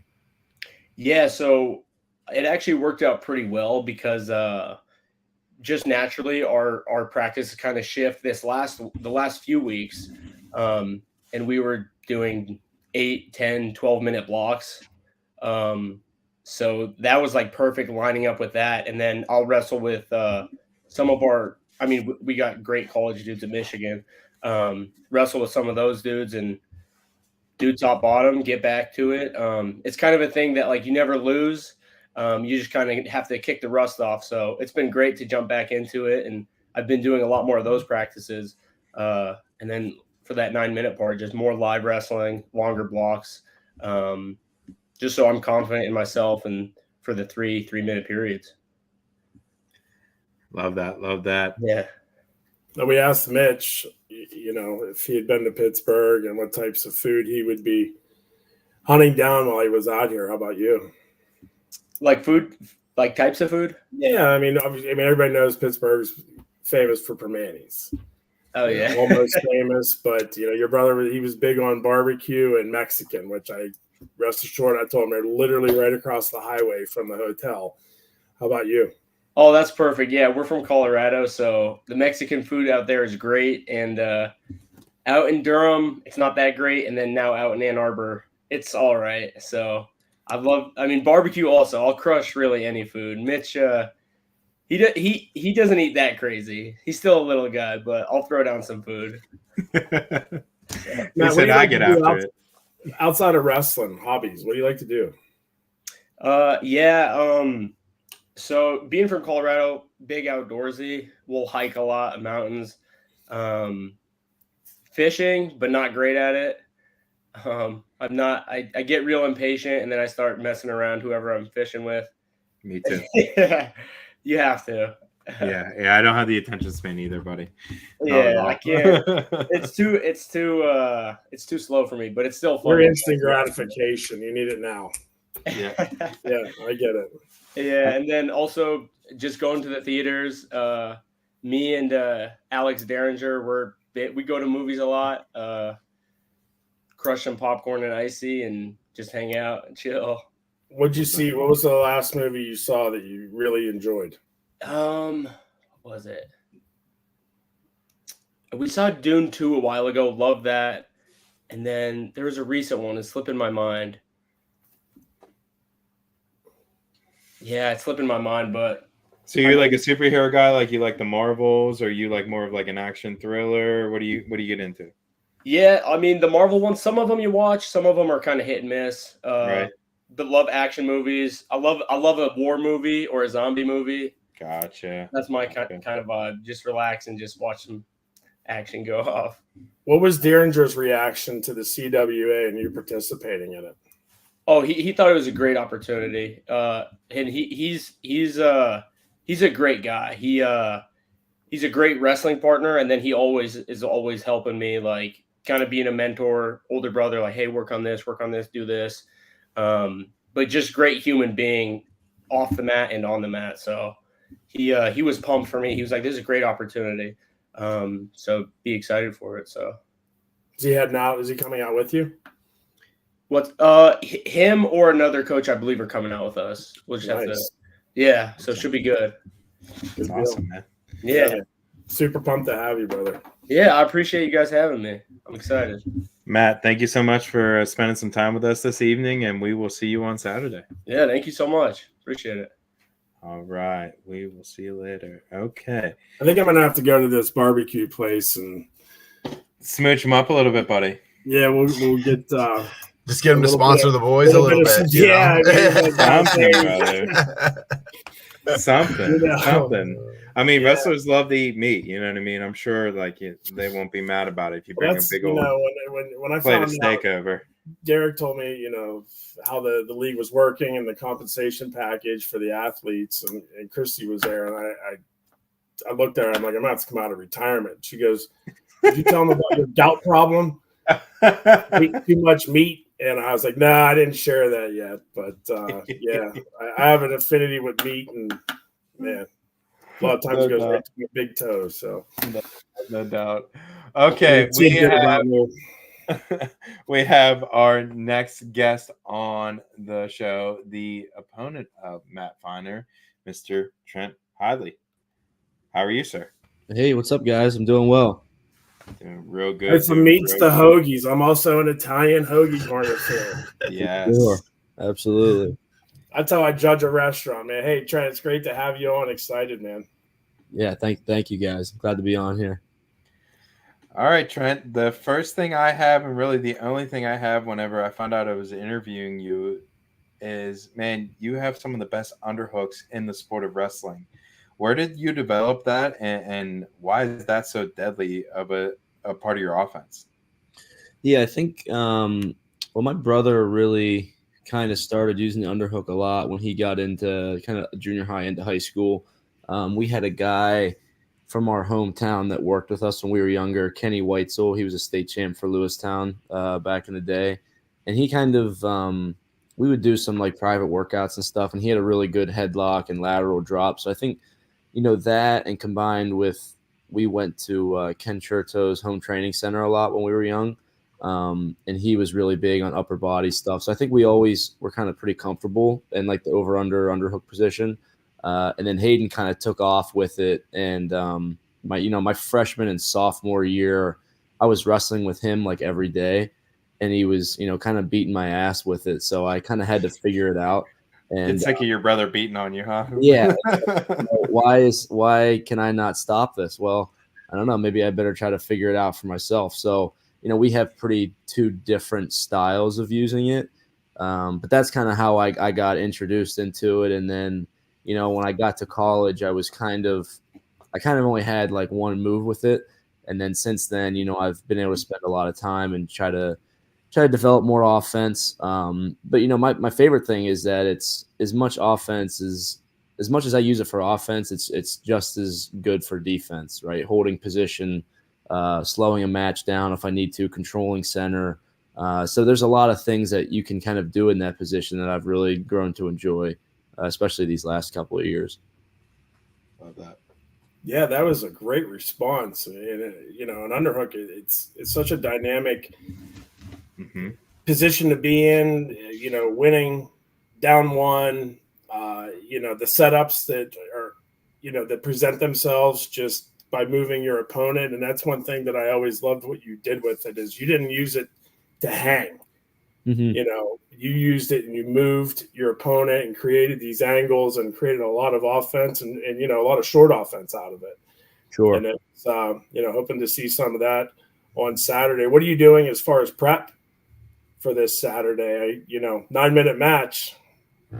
Yeah, the 9-minute match is definitely a lot. I don't know. I mean, I've wrestled a lot longer in practice, so I think I'll be able to figure it out. But I'll have to probably try to conserve a little bit of energy early and then let it fly late and try to put the pace on. But wrestling Matt, I think he's pretty well known for someone that wrestles extremely hard, and he's not someone that's ever going to give up easy points. So it's definitely going to be a very challenging match. But I'm excited for it. I love wrestling, and especially those kind of grind matches are where I really enjoy. So in terms of my training, I was just in Budapest last weekend at the ranking series tournament. So I've been doing all freestyle, especially, going into the trials and then that. So, this week I probably won't be doing like a whole crazy lot of practices or anything, just making sure I get there in one piece and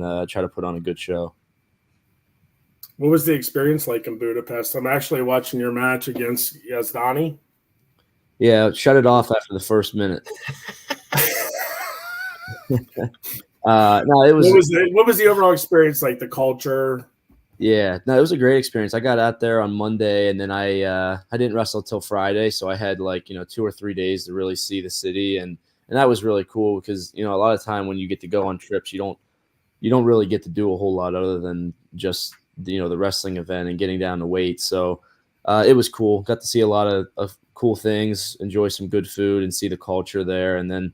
Obviously, the competition was really good. I think there was 3 or 4 Olympians in my weight. I was in on the other side of most of them, but had 2 good matches, and then wrestled Yazdani in the finals. And I think at this level, it's all about getting experience against the best guys. And I think that match definitely showed me where I need to work on these next couple of months and into the year. If I want to make a run for world team and Olympic teams in 2028, I got to be able to fix up some of those areas. So certainly a little disappointed with the result, but I mean, you can't really put a price tag, I think, on experience like that.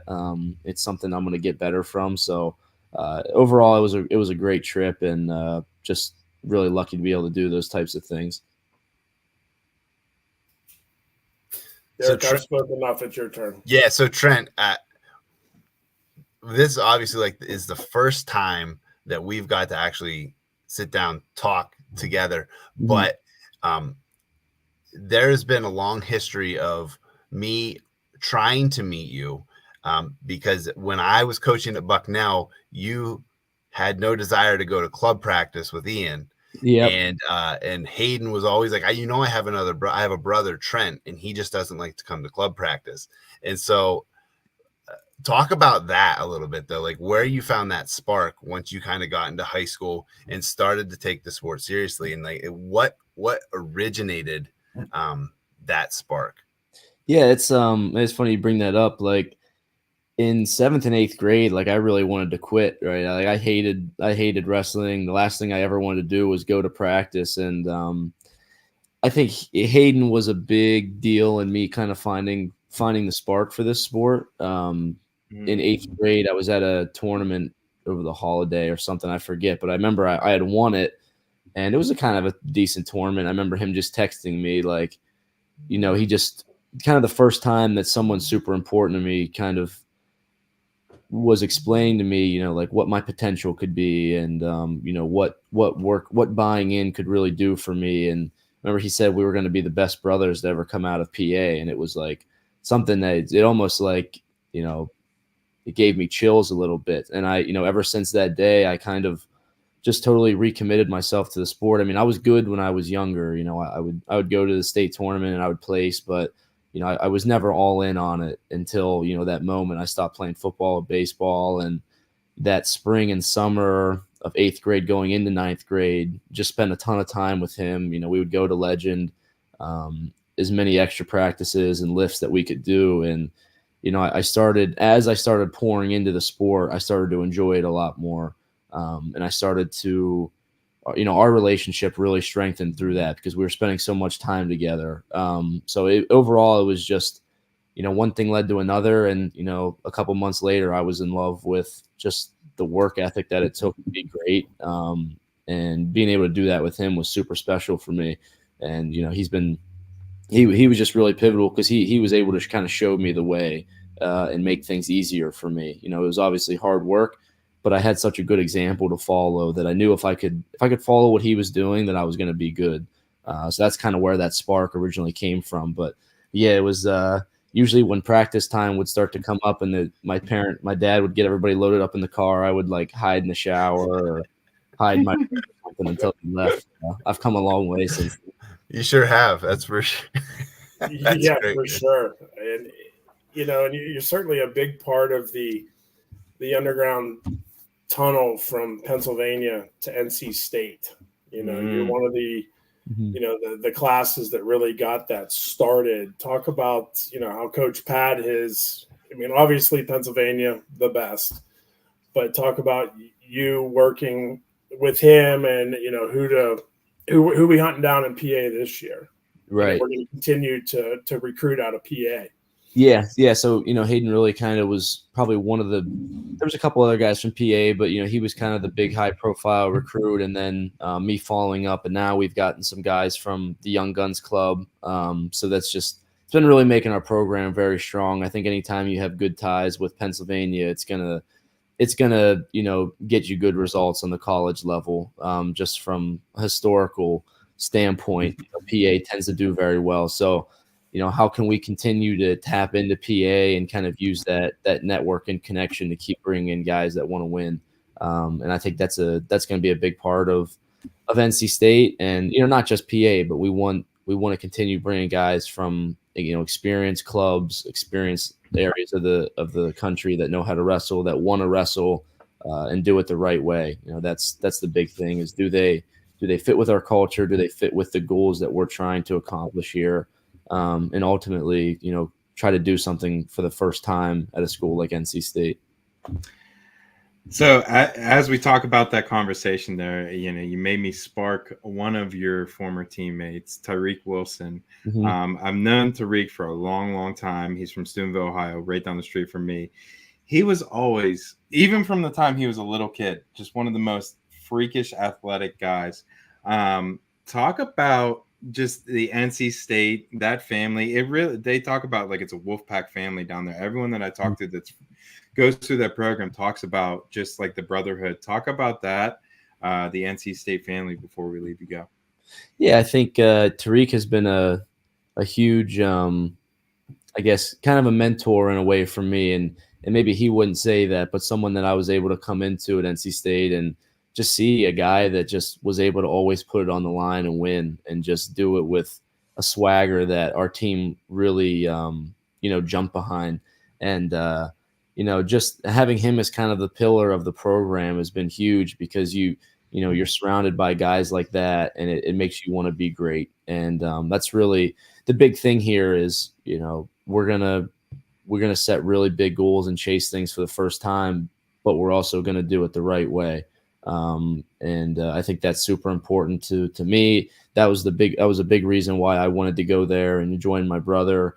And I talk about bringing guys in that fit our culture. That's a big part of the way that our coaches recruit, right? Not just bringing in talent just for talent, right? People that fit the mentality of the program, that want to do things right, and they want to win at a high level. So I think just, for me, being able to kind of carry that torch a little bit and pass that on to the next upcoming guys on our team to take that leadership role and continue that pack mentality and continue bringing in guys that fit the culture and can perform at a high level. It's super important. Awesome stuff. Smitty, DC, anything for Trent before we leave him go?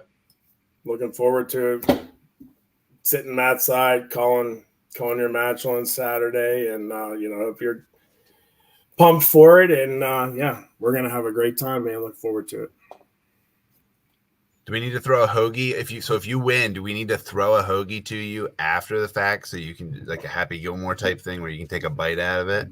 The last second and third period. Do you need that, or do you need one at the break? At between periods. We need to get him a sponsorship, is what he needs. The last time that happened, when I did that at Who's Number One, I was like celebrating. I was kind of freaking out, and I forgot about it. And next thing I know, I just saw a hoagie coming at my face. So it was kind of a panic celebration, but it seemed to stick. So we'll see. Anything to get the crowd fired up, I'll be looking forward to it. Yeah. Just get a chair Matt's side. He may or may not blow it apart. Just make sure it's not valuable there, Derek. We'll see. Make sure there's nothing expensive Matt's side. I tend to you kind of run into things. Listen, buddy, right. Just bull in a china shop. I love it. Let's go. Let's go. Josh Burt's listening right now. He's like, "Oh my gosh, don't say that." All my equipment. Trent, thank you so much, brother. We appreciate you. We will see you on Saturday. All right. See you Friday, actually. See you guys soon. Yeah, Friday. Yep. Thank Later. Later. Good. All right. And that was Trent. Hi, Lee. And we have one more segment. No, two more segments, but one more match left for the evening. The big guys. And we got to go first for the Pittsburgh boy, Mr. Demetrius Thomas. How are you, sir? Hey, how's it going? I'm doing good. I don't know if you guys saw, but he just caught me eating stuff in my face at Chipotle right now. No. We had you backstage. We didn't 300.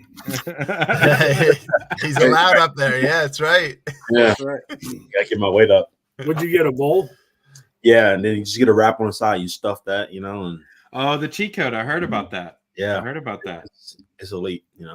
Okay. Well, before we get in, so I hear you eating Chipotle. I hear that their portion size have gone down. Have you been a part of that? Like, I hear that Chipotle has just gone downhill in general.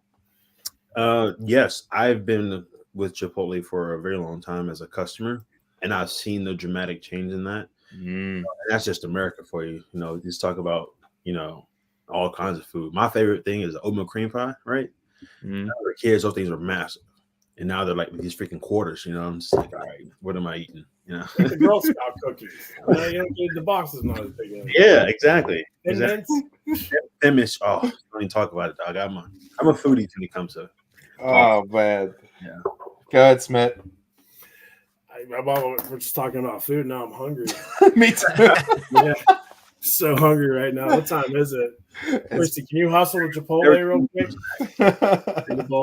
Each your initial thought, reaction, not only to getting the invite to participate in the CWA and the showcase event to launch the party on Saturday, but you have the opportunity to go and be a professional wrestler, which is really cool. I tell people, I'm like, I'm going to be broadcasting, the first ever professional wrestling league. They're like, are you serious? Do you not watch Monday Night Raw? It's already on. And I'm like, no, we're not doing DDTs and camel clutches. We're wrestling folk style. So your reaction to it all? Yeah, it's, I've only been wrestling for a brief amount of time, and so like whenever I got into it and like getting to the end of my college career, I was like, there's nothing after this but USA World Teams / Olympic teams. And I'm fortunate now to be, in the space where RTC is a possible thing. Like I couldn't imagine this, 15 years ago where, it was, work your 9 to 5 and go to your local college and train to hope that you're good enough to continue. So I was just excited that, this thought came up to be because in America, we're ran by the the NBA, the NFL, all these other pro sports, and then you look into other countries where you know, especially like I'm thinking about Iran right now, where it's like you wrestle, you're on top of the world. That you're like major celebrities over there, and it's just not that I want to be that, but it's a bigger deal in other places, and I'm like, there's a space for it here, and there just was an opportunity, and so now with this happening, it's exciting, and also too like a lot of the guys on this path tonight were saying, once you're done, a lot of people aren't really ready to just hang it up, and like there's not a lot of opportunity outside of being a world team member, so it's exciting, and I'm excited for it. Yeah, and it's been a little bit, right? Like since we've spoke first, like this was a few years ago, right? When we first kind of spoke of this whole thing. Yeah. And so obviously this is kind of a full circle moment where we're off and running, right? And this opportunity here this Saturday. So I guess after we first spoke of it and it kind of dissipated a bit, I guess you could say, what were your thought processes on kind of in that space in that couple year span between the times we spoke? Well, I was really just thinking like once it kind of like just dwindled and it was just working to get it back going. I was just thinking like, how do you make it possible? In my head, I was like, man, like this would be cool if this can pop up in the scene like in big markets like Southern California, New York, Chicago area where you can pull from the Wisconsin group of kids who are really good, where that club is growing from.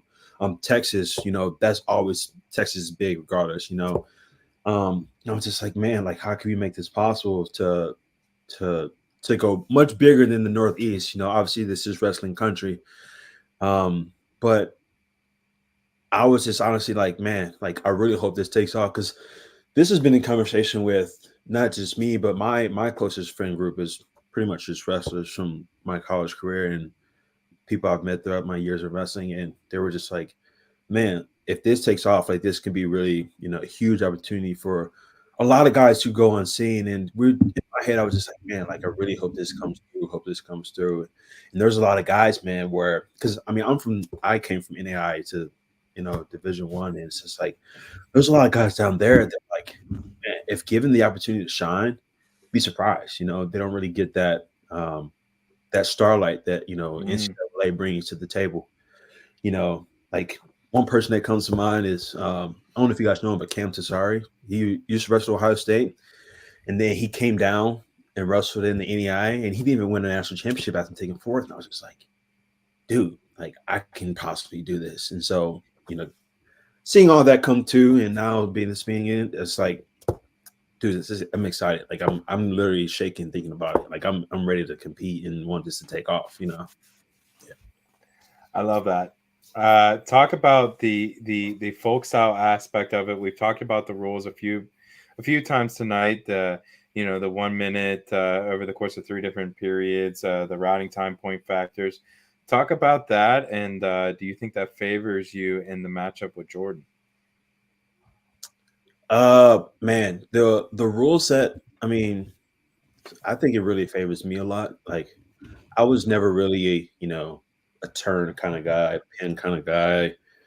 A lot of the conversation around me was like I just shoot, take a lot of shots, a lot of takedowns, it's pretty high action and things like that. But and that's just how I like to wrestle. Like I really never liked that whole idea of like, ride somebody in turns. Like, dude, like I was just watching Nation early. He was like, man, how would it feel to like get a high crotch, a single leg, and a double in the same match, and then do it again, right? That's kind of how I like to wrestle, So I think it favors me, especially like the whole period where it's riding time at the end, it's like I'm a guy that like if I take you down, I can hold you for a solid 30 seconds and then let you up and then take you down again and gain another 30, and that's my minute. I'm like, dude, that's gold for me. Like I'm working for my takedowns, you know, and so I like that part of it. And also too, one of the financiers said it's gonna be a gut check, and I'm all about that, you know. Let's take it to deep waters, you know.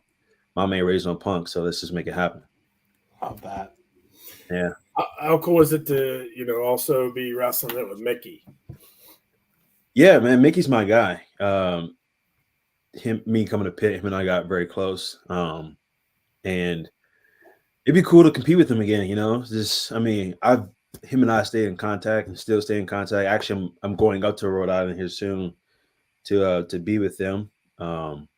Part of their RTC, so that's good for me. And it fit like old days, you know. Him and I just, you know, he wrestles first, I'm cheering him on, and then next, you know, if a duel situation comes down, he's cheering for me to win it all for the entire team, you know. So it'll bring back to, you know, the years of when we were in college together. So that'll be fun.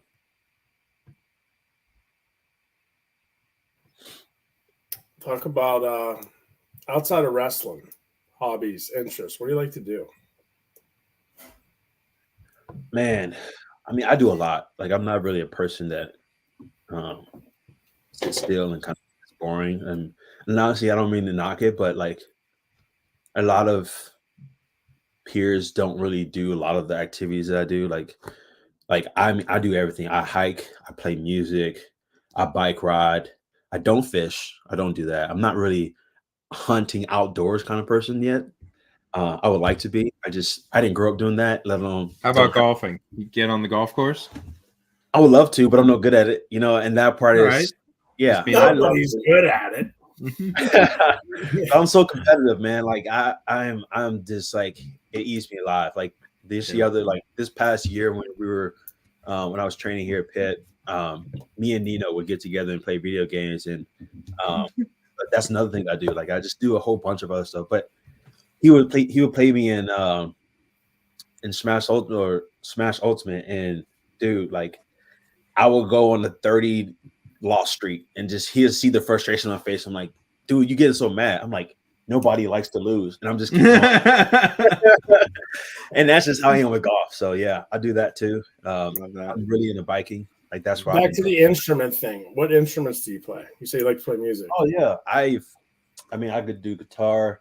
I haven't played violin in a while, but I do that. I played flute a little bit in high school, which is crazy. I taught myself that. I can pick up piano. I picked up piano here and there, but mainly guitar and violin is my thing. Like whenever I'm old and got some money on the side, I want to build myself like a 9x9 studio and just do my own country covers. You know, that's kind of what I want to do with that. So my hobbies are going to expand to the rest of my life, you know. My man, that sign me up. I'll buy the first record, my friend. So you're saying we need to get a team in Nashville, and then you're just going to try to expand down there. Is that what's going on? Yeah. Get a whole bunch of guys. I mean, honestly, I hope it can last because the way that my fingers are looking these days, you know, with wrestling, I'm getting jacked up. So I just stopped playing guitar the other day. And I was like, God, I really need to fix my fingers. Like, I don't know if you guys see my middle finger, but holy smokes, brother. Look at that thing. That thing's a snake right there. You know, yeah, that's wild. I've been trying to reactive, but you know, that part's hard. No doubt. Man, you are well rounded, and I love it. It's one thing I love about, you know, and I ask that question frequently to a lot of high school wrestlers, I mean college wrestlers, and then now out of college wrestlers, but getting to know the actual person outside of wrestling, and you have not you did not disappoint with that response. And I am super pumped and really excited to sit Matt's side and call your match on Saturday with Wood. Is there any history between you and he? Yeah. First time wrestling was in college. I think the first time we wrestled, I beat him. Then the next time we wrestled, I think was the last chance qualifier back in 21, and he beat me. And then I think we're like 1-1 or 2-1. I don't remember. We do have history, but we're also we're good friends too. Like, him and I just talking about being in town. Like after the match, probably gonna grab a beer with him, hang out, you know, talk. Not super close like I am with Mickey, but he's one of those friends in the wrestling community that if I see him, Jordan, him and I, it's like we talk and it's like catch Say up what with up. stuff. Well, Mike Evans might be in for that beer after the match. Some 12-ounce curls or something like that, right? Yeah.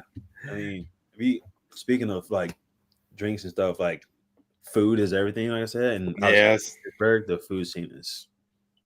I tell people all the time, I've been here for 8 years and I've yet to see everything. So, and I eat, so. You like to cook? That too. I've been doing a lot of cooking steak. I've gotten my crock pot meals recently. My next venture is making bread that I want to do. Like I want to get into like making sourdough bread. Yep. Yeah, making my own cultures and things like that. Like that's the next journey of it. Like I've been trying to get into doing holistic food eating, like we just randomly have a pot outside with a bunch of herb seeds, and in that pot there's basil, there's dill, there's mint. I don't know what's what yet. It's a lot in there. So yeah, I do everything. I got cook outside. Like I'm just like whatever's interesting, I'm doing it. I try to make myself and get involved in interesting things. So for sure. That. Well-rounded individual. That is Demetrius Thomas, the pit boy. On to Meech. Thank you so much for hanging out with us, and we will see you Saturday, my friend. Yeah, see you. Can't wait to be there. Oh man. I got you, Bob. Have a good Later, night. Meech. Dude, see ya. All right.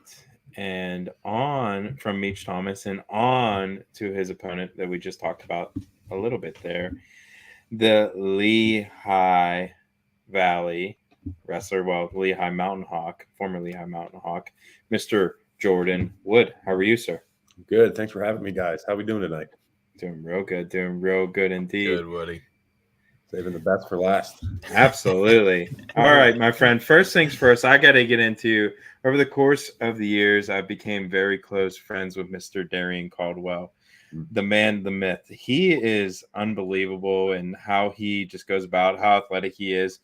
Has never really seemed to leave that Lehigh Valley area. Talk about that area. Talk about what it's like to wrestle in that area, compete in that area, and then, college in that area. It's really special. Totally. So I was born about 45, 50 minutes south of Lehigh, grew up at Boyertown area senior high. Yep.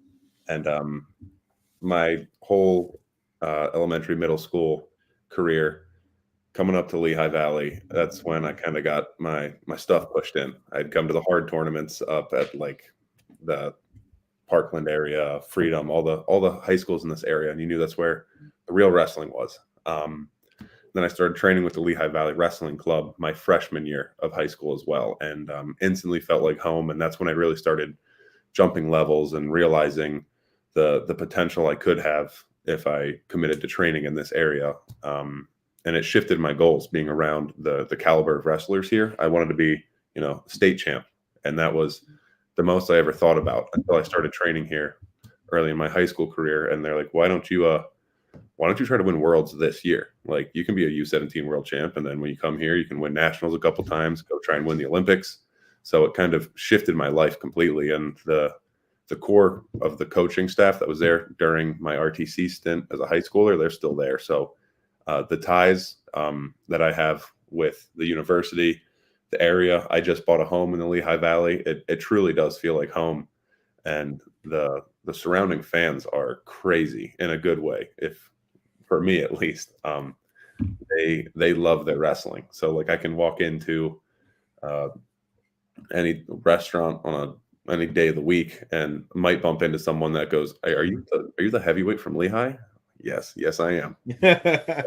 Pretty cool. That's very cool. Does it work out in your favor sometimes? Yes, it's pretty cool. Sometimes I got in a free round of drinks or get some pictures, and a lot of the times it's just my friends that I'm with. They see that happen and they're like, no way that just happened. And I was like, yeah. Sorry about that. Talk about your prep and training, Jordan, and getting ready for this Saturday.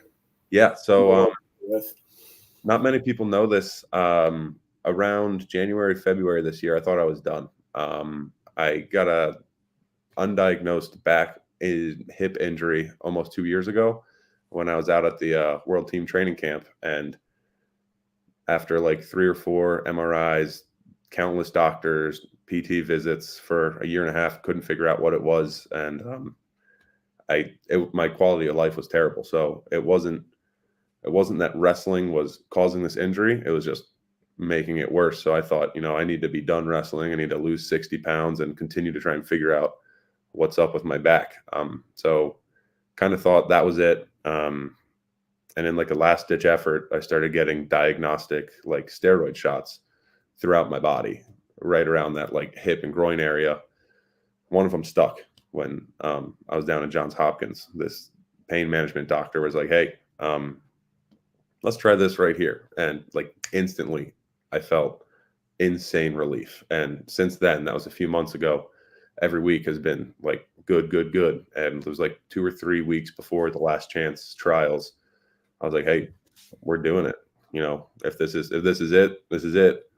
And that didn't go my way. But what was awesome was I got pinned in the semis. Kind of weird situation. It happened quick. And my first instinct was, there's no way in hell I'm done. That's not how this ends. That's not how my story ends. So I wrestled back for third and kept training. Like my training instantly flipped 180 to like, I was timid for those couple months after the shot to like full bore, let's test this thing. And since then, since essentially the week after the last chance trials, my frequency on the mat has been like it was my first 2 years of college, like 4, 5, 6 times a week, back to lifting, and I'm feeling great. So my shape, everything's clicking again. And what's really important is I'm hungry again. So hearing that I had another opportunity to compete, especially in like a dual meet setting, which I love and miss, I was excited to just go out there and go compete. Well, we will have an in-house physical therapist fresh off the press in Lezak. Yeah, perfect. That's true. Yeah. That's true. Yeah. He literally graduates Friday, drives out, weighs in, and then wrestles. So what a warrior. Just for you, we got an in-house PT. Appreciate it.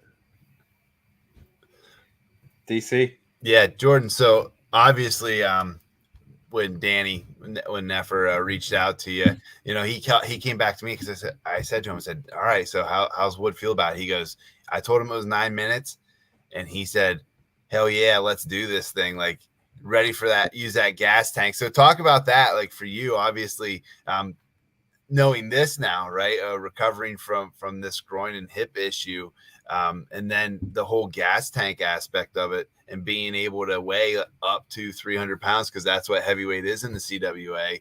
Mm-hmm. How is that for you? Like being a big guy and having a gas tank, like what do you have to do to keep that going? I kind of was blessed early in life with blessed with a birth defect that they found when I was 12. They thought I had pretty bad asthma my whole life. Instead, my aorta wrapped around my trachea and esophagus. So like my baseline first 12 years of life, anytime I worked out really hard, I suffocated myself. So wow. Once we got that fixed, I've been training unsuffocated since. So for my first 12 years, it was a different type of getting tired. I was getting like borderline choked out every time my heart rate spiked. So since then, it's been more of like a toughness thing of I can't get as tired as getting choked out for 20 minutes. So I've been able to push through some stuff, and working hard is fun to me. That's where you find the most gratification. So I've had too many matches at the end of 6 or 7 minutes where I'm like, damn, I wish I had, 2 more minutes to keep going. I felt like I had them right there. So might as well give me the full 9 right now. And I'm just going to put my head down and go and see what happens. I love it. Smitty, anything else? Yeah, you're going to be traveling out with some family and friends? Yeah, I know my parents will definitely be coming out. I have some other family members that are still on the fence that I've been nudging with my promo code. So hopefully I can halfway guilt them in. But it should be really fun. I'll be heading out Friday. I think my parents will be coming up Friday night or Saturday morning. So I'll get to see them a little bit. And, this revival of my health has been really awesome for them too. Like at the last chance trials, they were like, we finally got the butterflies in our stomach again. It's been a while. Like the past 2 years, like my first 2 years on the senior circuit, it's kind of been like watching a wounded puppy go out there. You know they know what my training's been like going into these tournaments, and then I can barely get in a stance, and I go fight my heart out, but it's not the same. So now they were like relieved to see me just go out there and wrestle, and that's all they're looking forward to again. Last question I have for you before we leave you go. You're stepping on the mat and you're wrestling folk style again. Talk about that change, folk style versus freestyle. Obviously, I know you know you're one of the better freestyler guys to do it at the the bigger class. Talk about the folk style side of things as well. You know, it's like riding a bike. I did it forever, and wrestling is wrestling. I love it. The mat definitely adds a different aspect of grind. You know, I'm in great shape right now, but last week started incorporating some top bottom goes.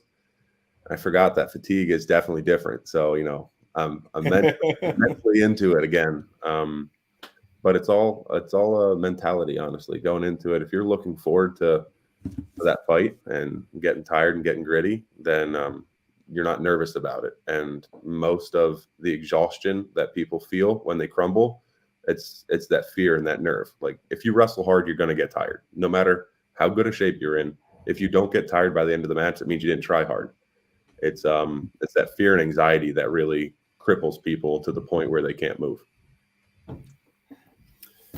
Honey, I'm back on the mat. I'm coming out of retirement. I mean, gosh, are you going to go up against Jordan? Yeah, I mean, everybody did a great job tonight, but Meech, I mean, he does everything under the sun, and you have overcome so many obstacles, serious obstacles. I mean, good golly, you weren't lying. We saved the best for last, but that's no knock to everybody else, but good.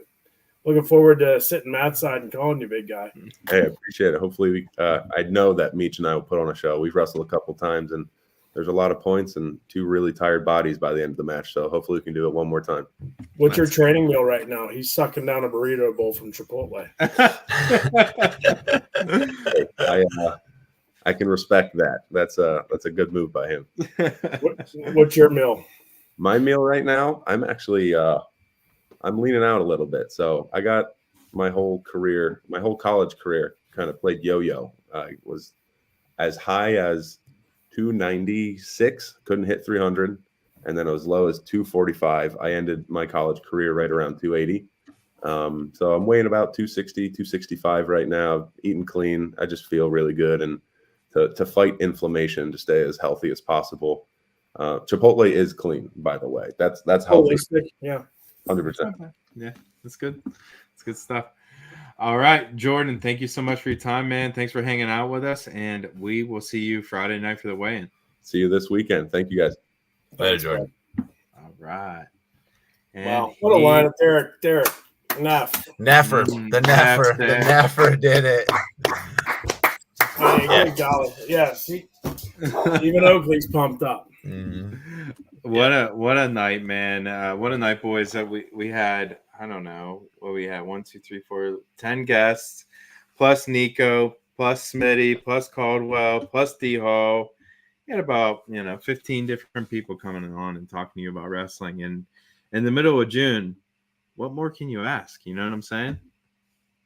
Yeah, we're excited for it. I just think that this card has the potential to be something great that we haven't seen in a long time. And really it's just something different, right? Guys getting to wrestle folk style after college. And so we just hope, and really we want people to come out and see it and really experience it firsthand.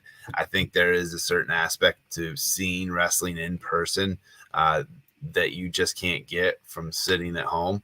And so that's why we brought it to Western Pennsylvania, why we put it in the Pittsburgh region, because we understand this is a diehard region of the country when it comes to the sport of wrestling. For sure. And, for those of you that are tuning in right now and you're afraid to watch because you don't understand it, don't worry about it. We will talk you through exactly what's going on. We'll maintain the excitement for those that do know what's going on, but we'll also be educating those that don't know what's going on throughout the entire match in the evening. And another round to Derek and Neff. I mean, what a lineup that was. Absolutely. Man, this is going to be so much fun, and to do it in the hotbed of wrestling, I don't know, I'm at a loss for words, man. Caldwell, hit him with that promo code one more time before we leave him go. We only have an hour and 45 minutes before it expires. It's live. If you're here tonight watching, this isn't being put out on social media. This is only being put out right now. 20% off any tickets that you buy between now and midnight. Use code word live, all capital letters. You'll get 20% off your entire order. Remember, code word live. Put it on caps lock when you put it in. You get 20% off that entire order. That's Code Word Live, and that is your boys D Hall, Derek Caldwell, and Chris Smitty Smith coming to you from YouTube and from X. We had so much fun hanging out with you guys. We had 15 different guys coming on, chatting with us about June 15th, this Saturday, the CWA showcase. Make sure you guys check it out, and if you can't be there, make sure you check out the pay-per-view link. It's going to be a lot of fun, and we can't wait to see you guys. For Smitty, for Derek, for D Hall, we love you guys. We'll see you guys very soon. See you again. See y'all. See ya.